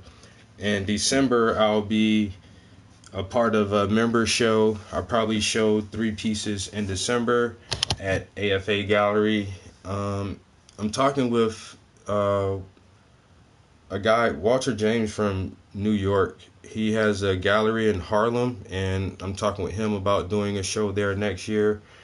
Also next year in May at AFA Gallery as well, I'll be doing a co-show with a New York artist named Brett De Palma. Never met the gentleman in person, but I've checked out some of his art. It's really cool stuff. He's an old head, so he's been around for a while. He's been doing this shit for over 30 years. And he's a career professional artist. And so, you know, my work will be shown beside his, and we'll be sharing a gallery space in May. And currently, I'm doing a TV show for our local broadcast network, our PBS channel. Like nobody else can watch it unless you're in the area. It's just, you know, your local Channel 3. So we have a show on there that's called Electric City TV's Roundtable Discussions, where I'm the host and I just sit down and interview other local artists about their art, and they bring a piece of art on, and I ask them questions about their education in art and their main influences and aspirations as an artist, and then we look at their art and deconstruct it and talk about their techniques and methods, and you know, different materials or whatever. So we've had a digital artist, we've had 2 abstract artists. One works with mostly acrylics and spray paint, one works with oil colors. We've had a artist who works primarily in pastels. And so also, even though I'll be showing art at this event for First Friday, I contacted my camera crew and we're going to come out to the event and actually interview the other artists, you know, on site at the event, and then kind of try to make that into an episode itself, which should be really cool because normally we just record in the studio. And so actually coming outside of the studio for an episode should be something different for us, and a different experience for us, and, you know, a different visual experience for the viewers. So excited about a lot of stuff, yo. I actually moved to where I'm at now from Virginia. I lived in Stafford, Virginia for about 2 years. I did a lot of work in Fredericksburg, Virginia is actually where I met my mentor, who showed me this technique of painting that I use now. And it's weird, like I'm from Philadelphia and he's from Philadelphia, but we both met in Virginia. And so yeah, I have art like right now to this day in Virginia. I sold several pieces of art. My family lives there. One of my aunts, she just constantly buys paintings from me. So I think she's bought like 2, and I've given her like 3 paintings. So I have a lot to work in Virginia.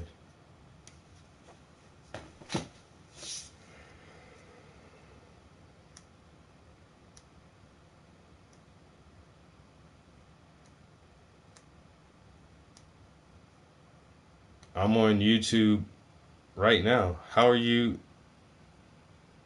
watching this?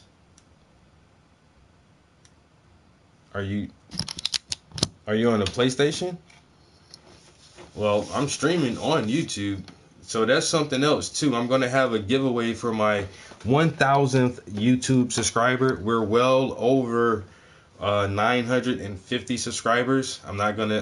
I took it down so nobody can't see how close we are, but we're really close. We should hit that mark in maybe a month or so. I'm hoping it won't take until the end of the year, but really close to hitting 1,000 subscribers. So yeah, if you're not on my YouTube channel, yeah, but can't you even if you're on PS4, you know what I'm saying, PS4 Pro, if you should be able to tell like if I'm on YouTube or Twitch. But my YouTube channel, I put everything I'm doing now, all my live streams are on my YouTube. I have a beat list I put together that's on my YouTube. I have an old mixtape from my when I used to rap from like 10 years ago. That's on my YouTube. I just started a Patreon channel, so I will start making separate videos that I will not stream on YouTube at all, but I will upload specific videos directly to my Patreon channel for people who want to donate to the art and, you know, have a monthly membership for extra access to different content that I'm going to start producing. And yeah, basically this art shit is my fucking life now. Like I said, I quit my job. I am looking for another job, but not like, oh, I need a job now. You know, I said I haven't worked in like 5 months. I need June, July, August, September, October. Yeah, I haven't worked since June, yo. And I'm trying not to go back to work. Like I say, I was looking at doing the part-time at the Boys and Girls Club just to get out the house, basically, because I'm in the house all day. And then if I could like teach kids art, like that was the perfect fucking shit, dude. I swear, I'm still a little bit salty over that shit. Just a little salty. But like, you know, fuck that. You don't want to give me that position. It's all good. I'll find something else. I have energy. I just can't sit around all day not doing shit. That's why I'm in here painting so much and doing other chores. And I do have a really big project coming up that it's going to take up a lot of my time and attention. But I don't mind like doing stuff. I don't mind having a job. But now, like, I think I really want to choose what I want to do. I don't have any kind of degrees or real credentials, so it's going to be hard for me to choose a job I want to do.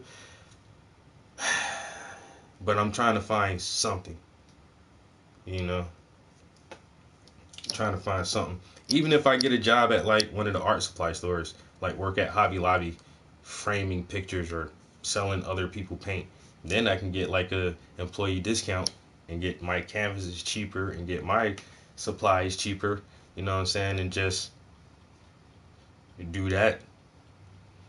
There's only two things I really need, like, that I don't mind because I'm doing it anyway.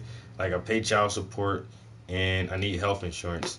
So right now, like, that's coming directly from me having to physically do that shit. Like, oh, pay child support. Oh, don't forget to pay your health insurance. But like, if you have a job and you get a paycheck, you know, you can just have them deduct that shit from your paycheck, and that's like one less thing you don't have to worry about. And like, I don't know, I need a job for that shit. I get tired of doing this shit, man. I say still 5 months, and I don't want to do. I'm not good at customer service, honestly. I don't want to work with the public. But like I say, even like an arts and craft store or something, you have to work with the public. But still, they're coming to an arts and craft store, so how bad can they really be? You know?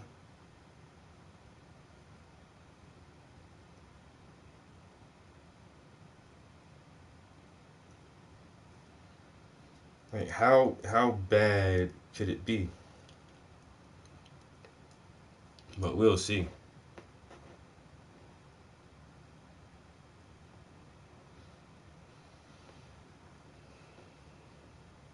I know. That's why I'm saying, like, right now, financially, I'm not stressing about shit financially. Honestly, it's you know what I'm saying. I have a good little bit of savings. My girl, she works full time, so she does have a full income. Shit, she's been at her job for like a long ass time, yeah. And so like, I'm not really stressing. It's just that I do want to be, you know, productive in society. Once again, I don't mind working. I would like a steady income. A steady income is always good. You know what I'm saying? With the art shit, it's kind of hit or miss. I can have 4 or 5 months where I'm so fucking busy, I don't get to work on my own shit at all because I'm doing commissions and doing other shit. And then I'll have 6 months where I can't fucking sell a painting. You know what I'm saying? And so the ebb and flow of that shit is always iffy. Like right now, I sold a painting at an art event like in September, at the first part of September, and I still haven't received payment for that shit yet. And I'm calling around like, yo, where the fuck is my money for my painting? Because I don't have my painting. But the one person who was over that portion, they quit. You know, they quit working and they got a different job, and now everybody's like, oh, we'll get back to you. So it's like weird shit like this comes into play. Like, I got some money out there just floating the fuck around, like, and I need that. Can I get that, please? You know what I'm saying? My art is not fucking cheap, bro. So when I sell a painting, I get fucking excited. It wasn't no commission. It was a piece, like one of my own paintings. You know what I'm saying? So, shit, motherfuckers need to come off that bread, for real. You can paint my house any day. I'm coming right over. Hey, Aaron, I'm using semi-gloss for everything. You gonna have shiny ass walls, shiny ass ceilings. Nigga, is my wall shining? Is that gloss? Yeah, man. I like semi-gloss. Everything in here shining.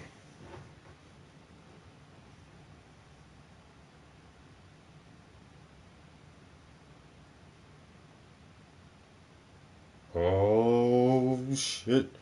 I got somebody on Patreon to give me donations.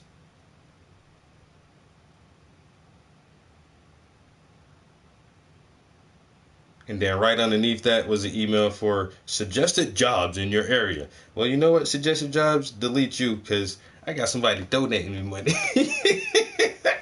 Yo, everybody go to my Patreon page and sign up to be a Patreon and donate just $1 a month until the end of the year, and then you can unsubscribe.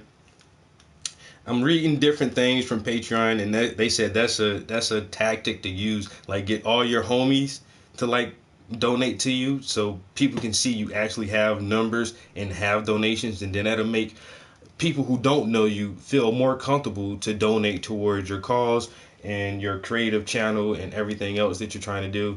But you should just have a few people to do it first so that other people aren't so hesitant because they don't want to feel like they're getting scammed, which I completely understand. This is not a scam.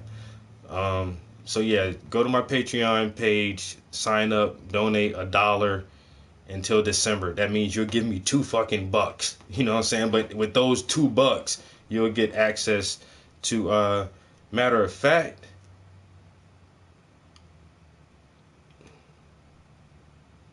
you know what? The drawing giveaway I'm going to do, I think that's going to be my first tutorial for my Patreon users on how to draw faces. And if you're not a Patreon subscriber, you're not going to be able to see that whole process. That's exactly what's going to happen.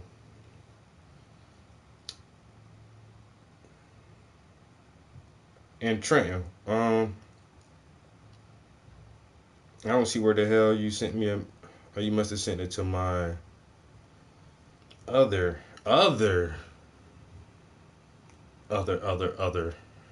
Facebook. Aha.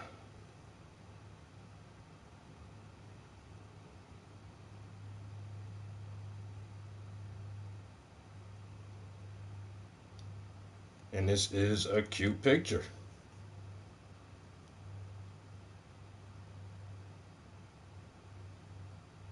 Now I love the braids. Okay. So I got that.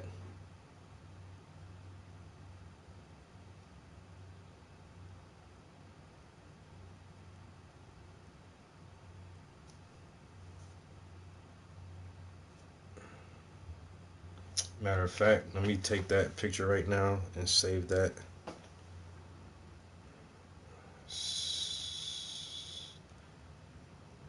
Save that to my photo log. Boom, boom, doom, doom, doom, doom, doom, doom, doom, doom. All right, yeah. So I'll definitely start working on that shortly. And yeah, if you guys want to see that process of the drawing from beginning to end, subscribe to my Patreon. I don't know if, because it asks for a username and then it asks for a title, but then when I look at it, I only see a username. So you can either search my name, Travis Prince, and it'll pop up. You'll see my art, obviously. Or you can search art and education. I think I put my title down as art and education. So, oh, that's your daughter? I thought that was you. She's still cute with nice braids. I like the braids. It's, you know, it's them braids, man. I love the braids. So that's what you want, a picture of your daughter? That's good. I said, hey, a picture of one person, just basically to bust up the face, and that's what you want. That's what I'll do.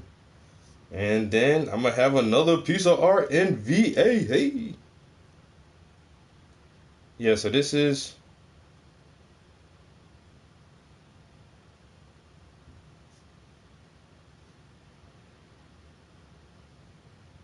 Why is it so small on here, yo?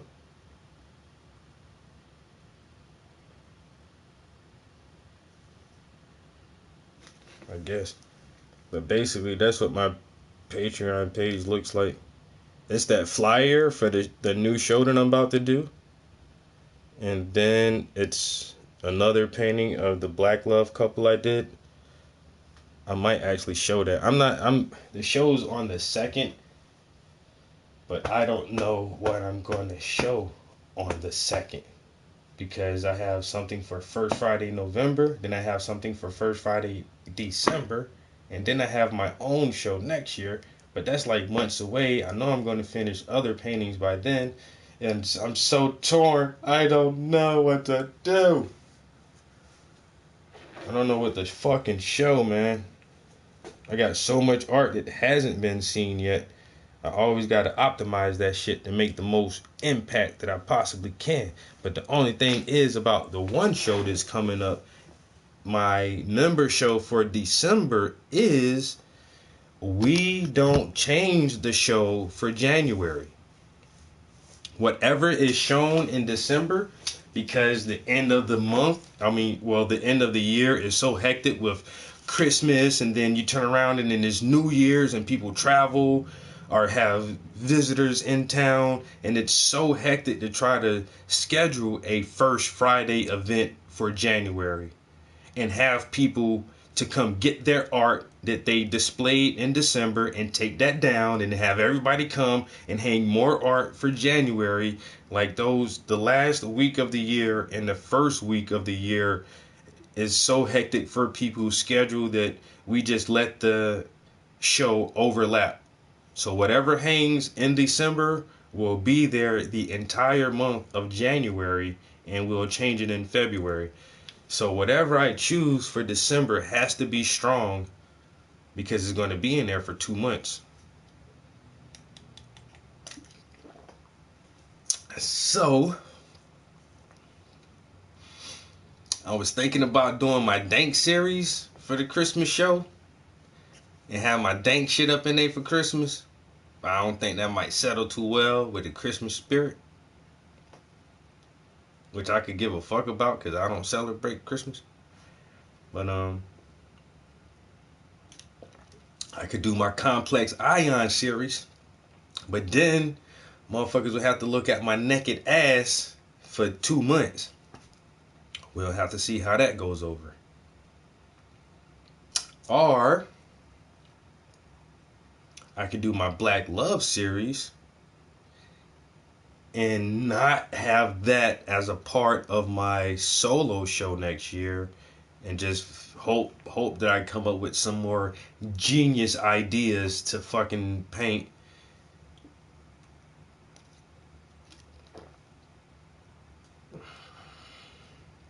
There's too many options, man.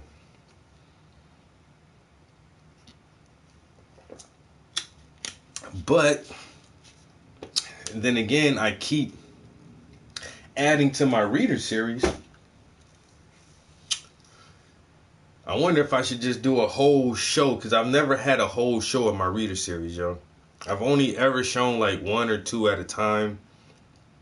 You know what I'm saying? But if like for my own solo show, if I just have like 9 fucking pieces from the reader series just all out there at the same time, you know what I'm saying?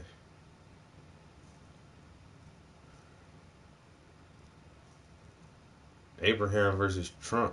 I'm drunk.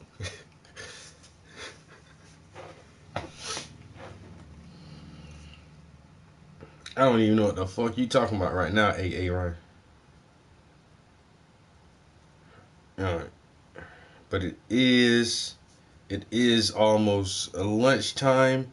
Bada bing, bada boom. Give me 1 minute. Oh.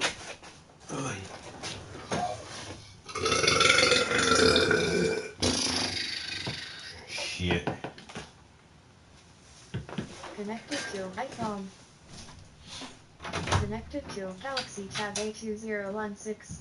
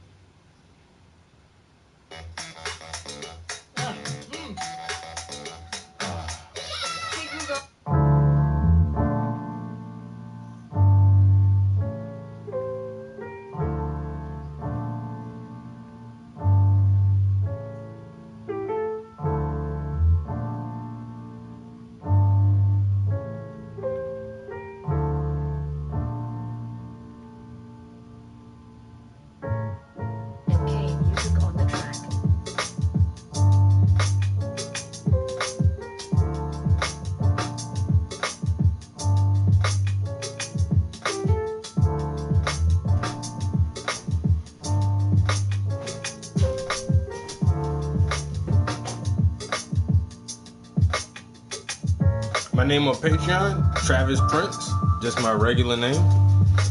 You should find me under Travis Prince.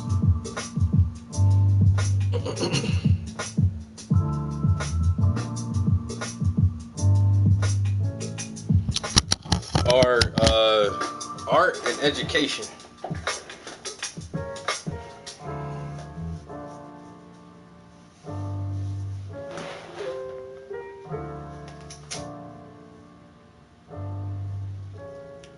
Cause my generation has been forsaken, so I promise that art and education to bring it.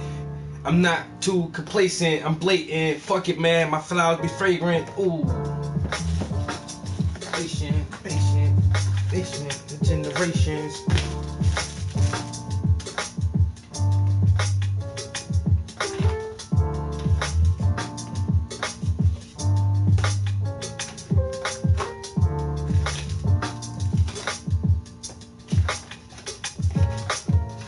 Do this shit, never forget that the Masons.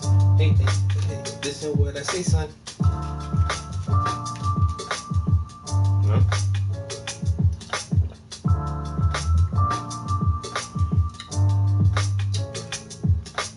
Alright. Let me see real quick.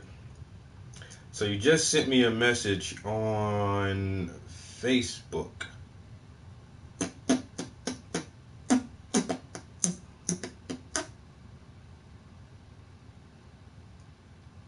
Alright, if you go back to my Facebook page where you sent that message,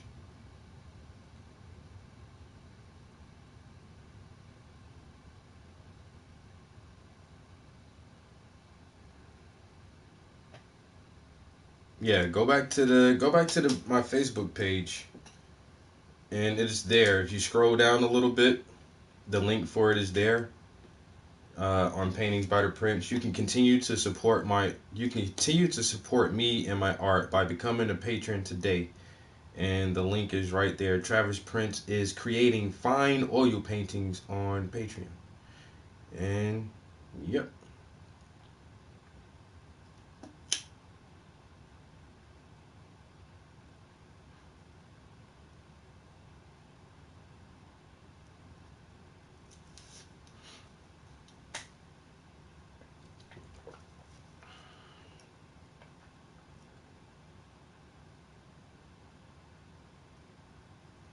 I might have another gig.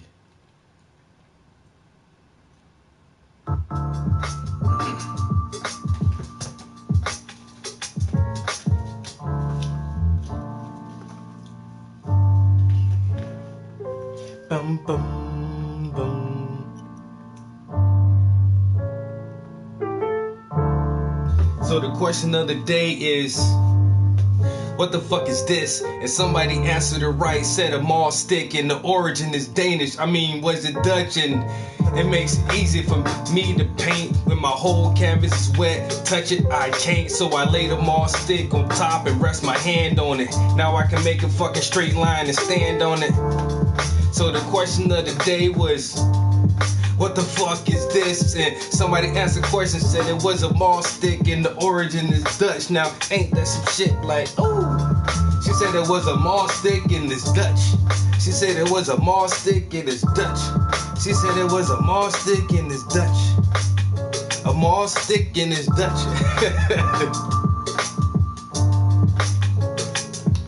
And the question of the day is, what the fuck is this?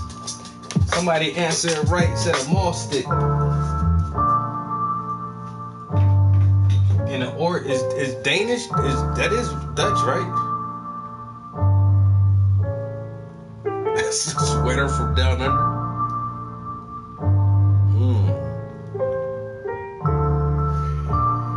Alright, it is lunchtime. Oh man. It's almost 4 hours. Just a minute ago, it was almost 3 hours. I sat here and talked for 40 minutes. I'm done, guys. I'm done. Okay, I'm running my damn mouth now. So yeah, the question of, we did have a challenge giveaway today for a drawing. Probably start on that later this evening. Ooh. Yo, Dark Trenton. Oh. Well, I got it. I got the picture. I got the address. You will get your drawing. I am a man of my word. Yo, we gonna have to talk about some shit though, cause man, I just remembered that Red Dead Redemption comes out tonight. I don't even know why I did that challenge today. God damn. I can still start it. I'll get on it. I promise I will. Yeah, about that.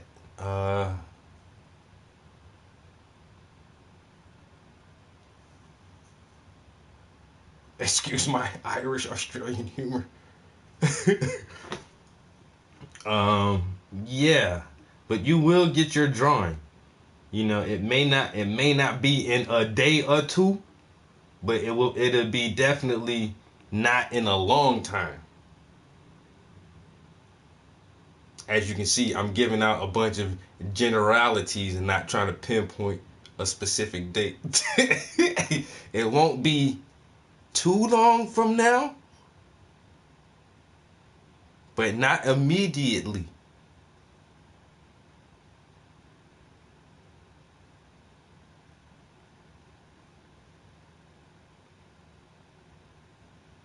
But you will get it. I promise you that. I promise you that. That's, like I said, that's on everything. I'm a man of my word. And plus, the main times I do give out challenges like that is when I feel the urge I need to draw something. Like, I do so much sketching and painting, like I hardly ever get into my sketch pad and work with pencil and practice my shading and everything with pencils. So early I was like looking at my sketch pad like, yo, I need to fucking draw something, but I don't have anything to draw. So you asked about what am I holding, and it's just perfect. Like, ooh, that's a good challenge right there. Can somebody tell me what this is? So just, it was perfect timing for everything. Especially I wanted to draw something. Now I do have a project to draw, which is awesome.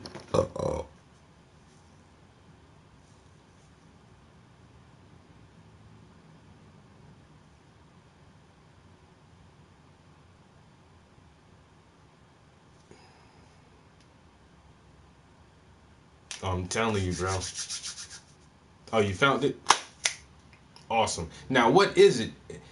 How is it listed when you see it as a viewer?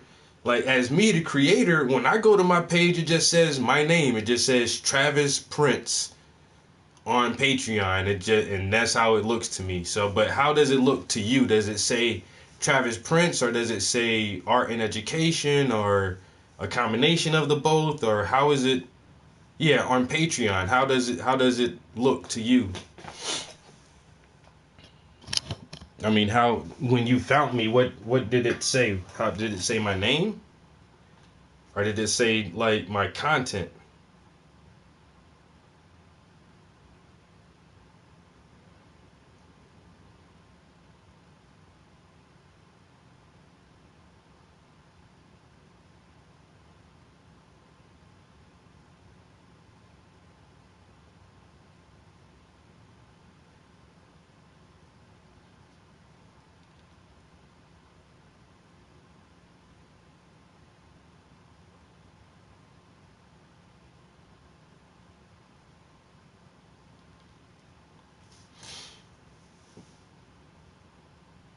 No one knows who Davy is, but he's important. Okay. But he's dead though. So how is he that important if just my name, Travis Prince? My name is really common. It's more common than you would think. Like, I know the last name Prince doesn't seem that common, but it really is. And it's like half of us are named Travis. It fucks me up. I still remember this, like 7th grade math class, there was like 6 Travises in there. I have just such an ordinary, like, plain ass American name. And then it's not even like Robert or Tom, or, you know, where you can change it into a nickname or something. It's just like Travis. Like, can he call you Bob or Joe, or, you know what I'm saying, or Rob, or nothing like that. It's Travis. Travis. Jeez. But only from the link?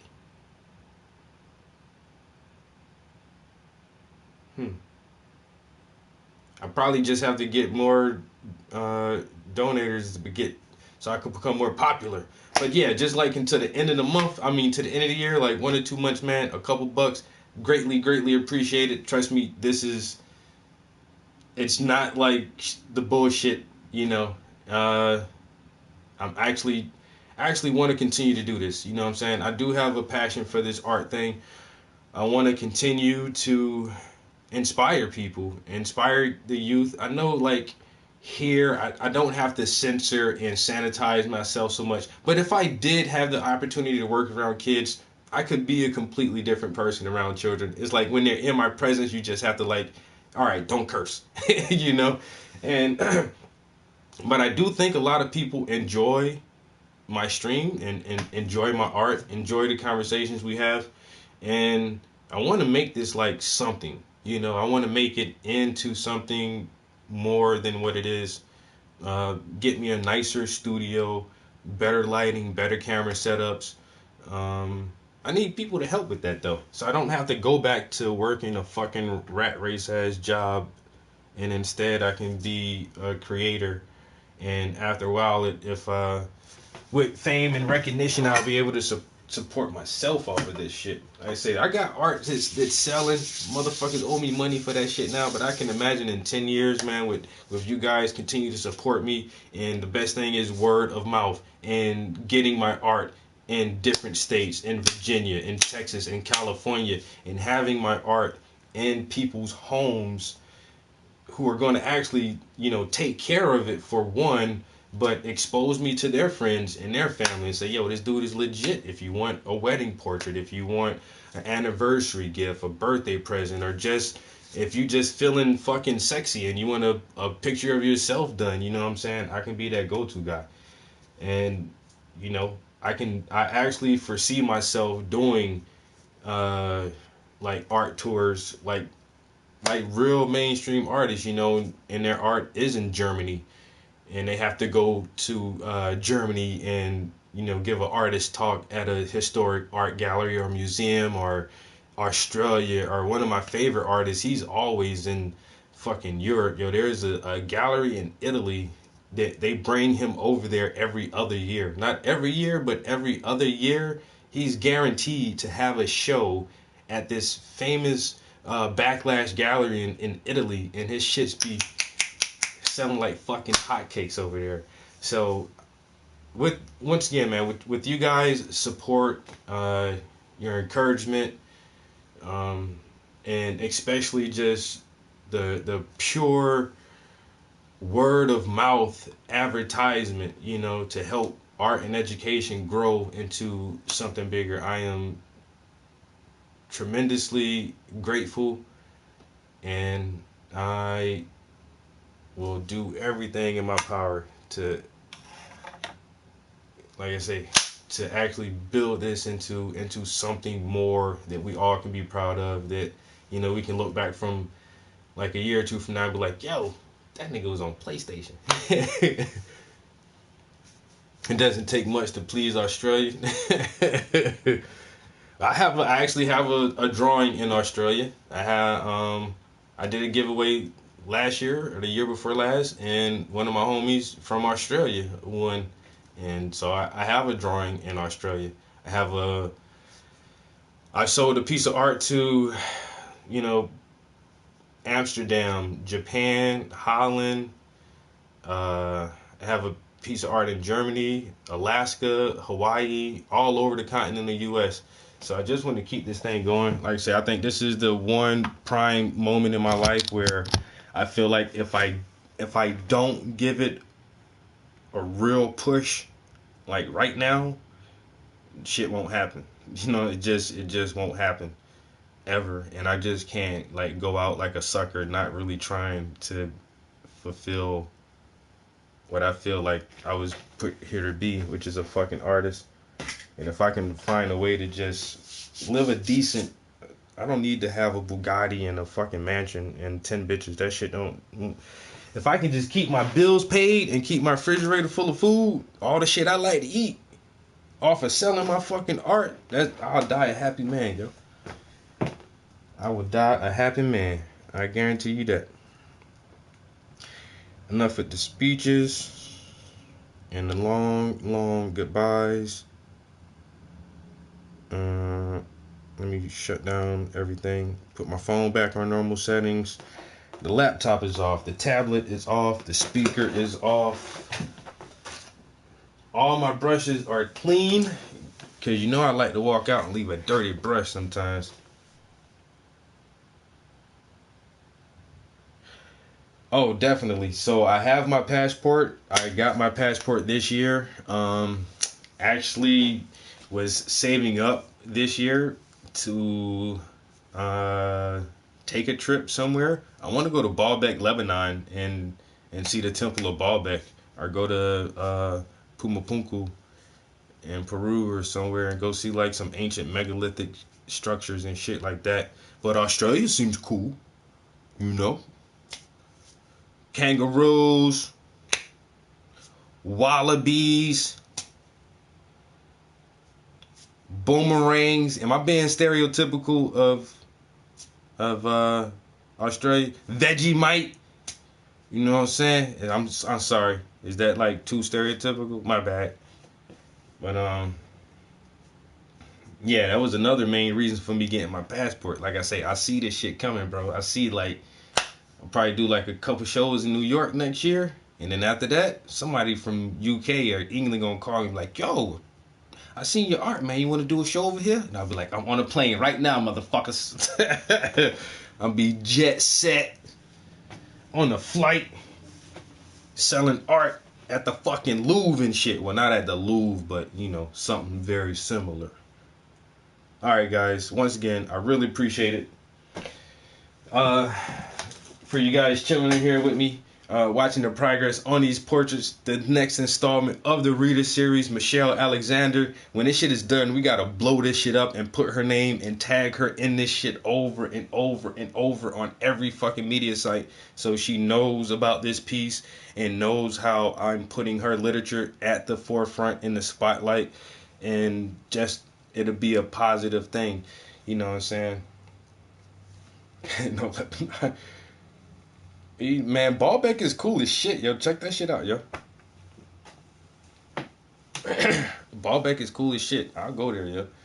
Or go to